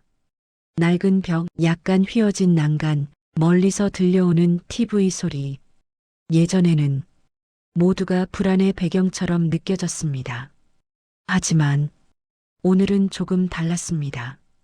이 복도 어딘가에는 나 말고도 누군가를 지키려는 사람이 살고 있다는 걸 이제는 알게 되었으니까요. 문 앞에 서서 열쇠를 꺼내다가 잠시 멈췄습니다. 그리고 내 손이 잡고 있는 열쇠만 바라보다가 문득 이런 생각이 들었습니다. 앞으로 이 집 문은 나 혼자만의 문이 아니겠구나. 언젠가는 이 문을 열고 나가 다른 할머니들에게도 오늘 들은 이야기들을 조심스레 나눌 수 있겠지요. 경비실 게시판 앞에서 요즘 전화 조심해요. 먼저 말 꺼내는 사람이 나도 될 수 있지 않을까? 그런 생각이 조금씩 들기 시작했습니다. 아직은 겁이 더 큽니다. 하지만 분명해진 것이 하나 있습니다. 나를 표적 1번으로 본 사람들이 있었다면 나를 지켜야 할 사람 1번으로 본 아이도 있었다는 것. 그리고 그 사실이 이제부터 내 남은 인생을 조금은 다르게 만들 거라는 예감이 들었습니다. 그 예감은 곧 마지막 이야기로 이어지게 되겠지요. 혼자 사는 노인으로 시작한 이 이야기가 어떻게 끝나야 할지 이제는 나도 조금은 함께 정할 수 있을 것 같았습니다. 솔직히 말하면 나는 늦게 철이 든 사람입니다. 자식 키워놓고 남편 보내고 혼자 사는 나이가 되어서야 비로소 이런 생각을 하게 됐으니까요. 아, 나도 누군가한테 도움받아도 되는 사람이구나. 그 생각 하나 깨닫는데 68해가 걸렸습니다. 경찰서에 다녀온 다음 날 아들이 집으로 왔습니다. 평소 같았으면 미리 전화로 시간을 잡고 왔을 텐데 이번에는 갑자기 문을 두드렸습니다. 엄마, 나야. 목소리부터 뭔가 잔뜩 준비해 온 사람 목소리였습니다. 문을 열자 아들이 서 있었습니다. 와이셔츠는 구겨져 있고 눈 밑에는 그늘이 져 있었습니다. 웬일이냐? 회사 안 가? 제가 일부러 가볍게 묻자 아들이 씁쓸하게 웃었습니다. 연차냈어. 엄마한테 야단 좀 들으러 왔지. 거실에 마주 앉으니 아들이 먼저 고개를 숙였습니다. 엄마, 미안해. 뭐가? 그동안 이런 일 생길까봐 걱정하면서도 정작 엄마한테 제대로 물어본 적이 없었어. 그냥 엄마는 알아서 잘하시겠지. 엄마는 안 당하시겠지. 혼자 그렇게 생각만 했던 것 같아. 그 말에 잠시 웃음이 나왔습니다. 그래, 나도 그랬지. 얘는 바쁘니까, 얘도 자기 살기 힘드니까 내 걱정까지 얹어주면 안 되지. 혼자 그렇게 생각만 했거든. 우리는 조용히 서로를 바라봤습니다. 둘 다 자기 할 말만 속으로 품고 살았던 셈입니다. 잠시 침묵 끝에 아들이 물었습니다. 엄마, 무서웠어? 그 질문이 가슴을 콕 찔렀습니다. 그동안 누구도 나에게 이렇게 직접 묻지 않았습니다. 괜찮으셨어요? 놀라셨죠? 이런 말들은 들었지만 무서웠냐고 딱 집어서 물어본 사람은 없었습니다. 나는 잠깐 눈을 감았다가 떴습니다. 응, 무서웠다. 짧게 그렇게 말하는데도 목이 뜨거워졌습니다. 뭐가 제일 무서웠냐면 내가 나도 모르게 문을 열까봐 내 손으로 다 내주고도 그걸 당한 줄도 모르고 있을까봐 그게 제일 무서웠다. 말을 하면서 내가 어느 부분에서 진짜 떨고 있었는지 그제야 알 것 같았습니다. 아들은 한참을 말없이 듣고 있었습니다. 그러다 작게 중얼거렸습니다. 엄마, 내가 그랬으면 안 됐는데. 뭘, 엄마를 괜찮은 사람으로만 생각하고 외로운 사람으로는 생각을 안 했던 것 같아. 그 말에 가슴이 쿡 하고 찔렸습니다. 그래도 고개를 끄덕였습니다. 나도 나를 그렇게 생각했어. 괜찮은 척 하는 사람이 아니라 진짜 괜찮은 사람이라고 착각하면서 살아왔던 것 같아.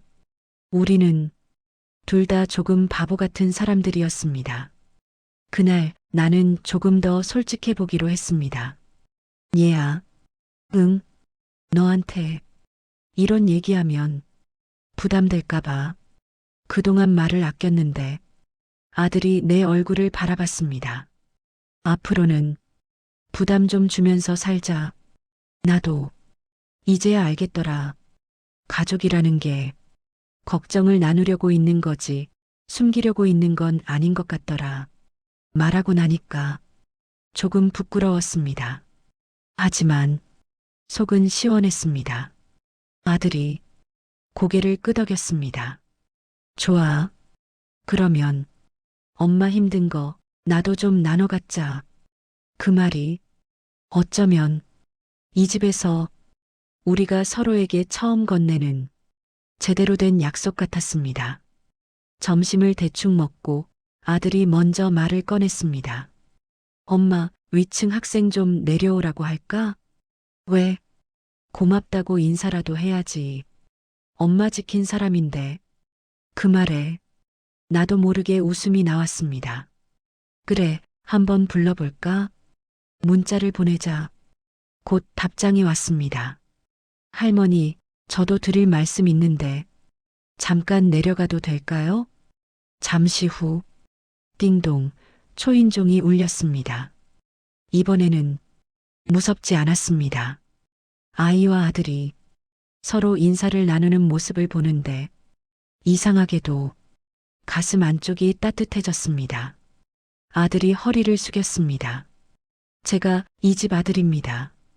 어머니 지켜줘서 정말 고마워요. 아이도 얼굴이 빨개져서 같이 인사했습니다. 아니에요. 저도 많이 배웠어요. 할머니가 용기 내서 말씀해 주신 덕분에 경찰이 빨리 움직일 수 있었어요.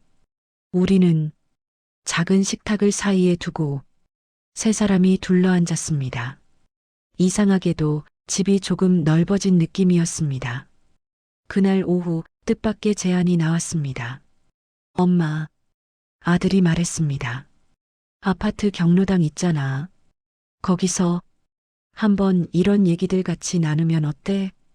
은행에서도 보이스피싱 예방 교육 같은 거 요청만 하면 나가주거든. 내가 지점장이랑 좀 이야기해 볼게. 아이도 곧장 고개를 끄덕였습니다. 저희 동아리 친구들도 와서 같이 도와드릴 수 있어요. 전화 올 때 어디를 꼭 눌러야 하는지, 어디로 신고해야 하는지 실제로 보여드리면 어르신들이 훨씬 덜 무서워하시거든요. 그 말을 듣는데 처음엔 조금 겁이 났습니다. 내일이 이렇게까지 커져도 되나? 하지만 곧 다른 생각이 따라왔습니다. 나 하나만 안 당한다고 세상이 바뀌는 건 아니지만 내가 오늘 겪은 일을 다른 할머니들이 한 명이라도 덜 겪게 할 수 있다면 그건 해볼 만한 일 아닐까? 내 안에서 작은 목소리가 조용히 고개를 들었습니다. 며칠 뒤 경로당에 사람들이 모였습니다. 평소에는 고스톱 치는 소리, TV 예능 소리만 들리던 곳인데 이날만큼은 은행 직원, 경찰관, 동네 어르신들, 그리고 여대생 아이와 친구들까지 여러 사람이 뒤섞여 앉아 있었습니다. 나는 맨 뒤쪽에 가만히 앉아 이 광경을 보고 있었습니다. 은행 직원이 웃으면서 말했습니다. 오늘 이 시간 만들게 해주신 분이 3층 호 할머님이세요. 전화 사기 거의 당하실 뻔했던 일을 용기 내서 말씀해 주셔서 이 자리가 마련됐습니다. 사람들 시선이 슬쩍 내 쪽으로 향했습니다. 얼굴이 뜨거워졌습니다. 그래도 눈을 피하지 않았습니다. 교육이 끝나갈 즈음 사회자가 말했습니다. 혹시 오늘 경험 들으시고 한 말씀 해주실 어르신 계실까요? 원래 같았으면 절대 손을 들지 않았을 겁니다. 그런데 손이 먼저 올라갔습니다. 저 한마디만 해도 되겠습니까? 경로당이 조용해졌습니다. 나는 천천히 앞으로 나갔습니다. 마이크를 받으니 손이 약간 떨렸습니다. 그래도 놓지 않았습니다. 저는요, 얼마 전까지만 해도 벨소리가 제일 무서운 사람이었습니다. 입을 떼는 순간 모두의 시선이 느껴졌습니다. 초인종이 울리면 숨부터 죽였습니다. 혹시 나를 노리는 전화면 어떡하나, 혹시 나를 속이러 온 사람이면 어떡하나. 그렇게 문 하나 사이에 두고 벌벌 떨던 사람이에요. 내 말에 고개를 끄덕이는 어르신들이 보였습니다. 근데 오늘 알고 보니까 그렇게 무서워하던 문이 나 혼자만의 문은 아니더라고요. 경비 아저씨도 있고 위층 아가씨도 있고 이렇게 같이 얘기해 줄 사람들이 있는데 제가 혼자 다 떠안고 있는 척 했던 것 같아요. 목이 잠시 메었습니다. 그래도 끝까지 말했습니다. 그래서 이제는 혼자 무서워하지 않으려고 합니다. 전화 오면 혼자 판단하려고 하지 않고 누군가한테 먼저 물어보려고 합니다. 혹시 당하신 분이 있으면 부끄러워하지 말고 우리끼리라도 먼저 얘기했으면 좋겠습니다. 우리가 표정만은 아니잖아요. 마지막 문장은 나도 모르게 튀어나온 말이었습니다. 하지만 말을 하고 나니 속이 뻥 뚫리는 것 같았습니다. 사람들 사이에서 조용한 숨소리들이 들렸습니다. 경찰도 은행 직원도 아닌 평범한 할머니 말에 귀를 기울이는 시간. 그게 나에게는 참 새로운 경험이었습니다. 집으로 돌아오는 길, 복도 창문에 노을이 비쳤습니다. 낡은 벽이 주황색으로 물들어 있었습니다. 3층에서 멈추지 않고 4층까지 한 번 더 올라갔습니다. 아이 집 앞에 서서 먼저 문을 두드렸습니다. 지우야, 문이 열리자 아이 얼굴이 나왔습니다. 할머니, 나 오늘 조금 덜 무서웠다. 그 말에 아이가 빙긋 웃었습니다. 네, 저도요. 우리는 잠깐 마주 웃었습니다. 말은 짧았지만 서로의 마음을 어느 정도는 읽을 수 있었습니다. 그날 밤 집에서 혼자 TV를 보다가 갑자기 초인종이 울렸습니다. 예전 같았으면 심장이 먼저 뛰었을 겁니다. 이번에는 잠깐만 가만히 서서 숨을 고르게 했습니다. 그리고 인터폰을 먼저 켰습니다. 화면에는 손에 치킨 봉투를 든 아들이 서 있었습니다. 엄마, 나왔어. 나는 웃으면서 문을 열었습니다. 너는 경비실부터 들렀다 오라는 말 안 들었지? 농담을 던지자 아들이 웃음을 터뜨렸습니다. 앞으로 들렀다 올까? 됐다. 너라도 그냥 바로 와라. 우리는 현관 앞에서 같이 웃었습니다. 초인종 소리가 처음으로 완전히 다른 의미로 들리는 순간이었습니다. 요즘도 전화는 가끔 옵니다. 낯선 번호, 숫자들 잔뜩 적힌 화면. 그러면 저는 예전처럼 얼어붙지 않고 이렇게 말합니다. 여보세요. 어디시라고요? 아, 그러세요? 그럼 지금 말씀 마시고요. 제가 아들이랑 그리고 경찰이랑 상의해보고 다시 연락드릴게요. 그리고 바로 끊습니다.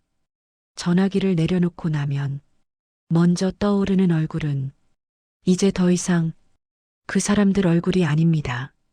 위층 아이, 경비 아저씨, 아들, 경로당에서 고개 끄덕이던 할머니들 얼굴이 차례차례 떠오릅니다. 어쩌면 세상은 크게 달라지지 않았을지도 모릅니다. 사기 전화는 여전히 돌 것이고 나쁜 사람들은 새 번호, 새 얼굴로 계속 나타나겠지요. 그래도 분명히 달라진 게 하나 있습니다. 혼자 당할 것 같다는 생각에서 그래도 같이 막아볼 수 있다는 생각으로 조금은 옮겨왔다는 겁니다. 그거면 나는 이 나이에 꽤 큰 걸 해낸 거라고 스스로를 다독여 봅니다. 가끔 복도 끝 창문 앞에 서서 노을을 봅니다. 그러다 문득 생각합니다. 그날 위층 아이가 뛰어내려오지 않았으면 나는 지금 어디서 무얼 하고 있었을까? 아마 이 집도 이 통장도 이 마음도 지금과는 전혀 다른 모양일 겁니다. 그래서일까요? 이제 초인종이 울릴 때면 마음속으로 이 말을 한번 떠올려 봅니다. 할머니, 절대 나오지 마세요. 그때 그 말은 공포를 막기 위한 말이었지만 이제는 이렇게도 들립니다. 할머니, 이제 혼자 나가서 혼자 싸우지 마세요. 문 밖에도 문 안에도 할머니 편이 있어요. 그 말을 내가 나에게 해줍니다. 그래서 오늘도 벨소리가 나면 깊게 숨을 들이마신 뒤 조금은 덜 떨리는 손으로 인터폰을 켭니다. 그리고 이렇게 말할 준비를 합니다. 네, 누구세요? 이제 나는 더 이상 조용히 당하기만 하는 노인이 아니라 조심하면서도 다른 누군가와 함께 살아가고 있는 사람입니다. 그 사실 하나만으로도 내 노년의 하루가 조금은 덜 외롭고 덜 무섭게 느껴집니다. 지금까지 제 이야기를 들어주셔서 감사합니다.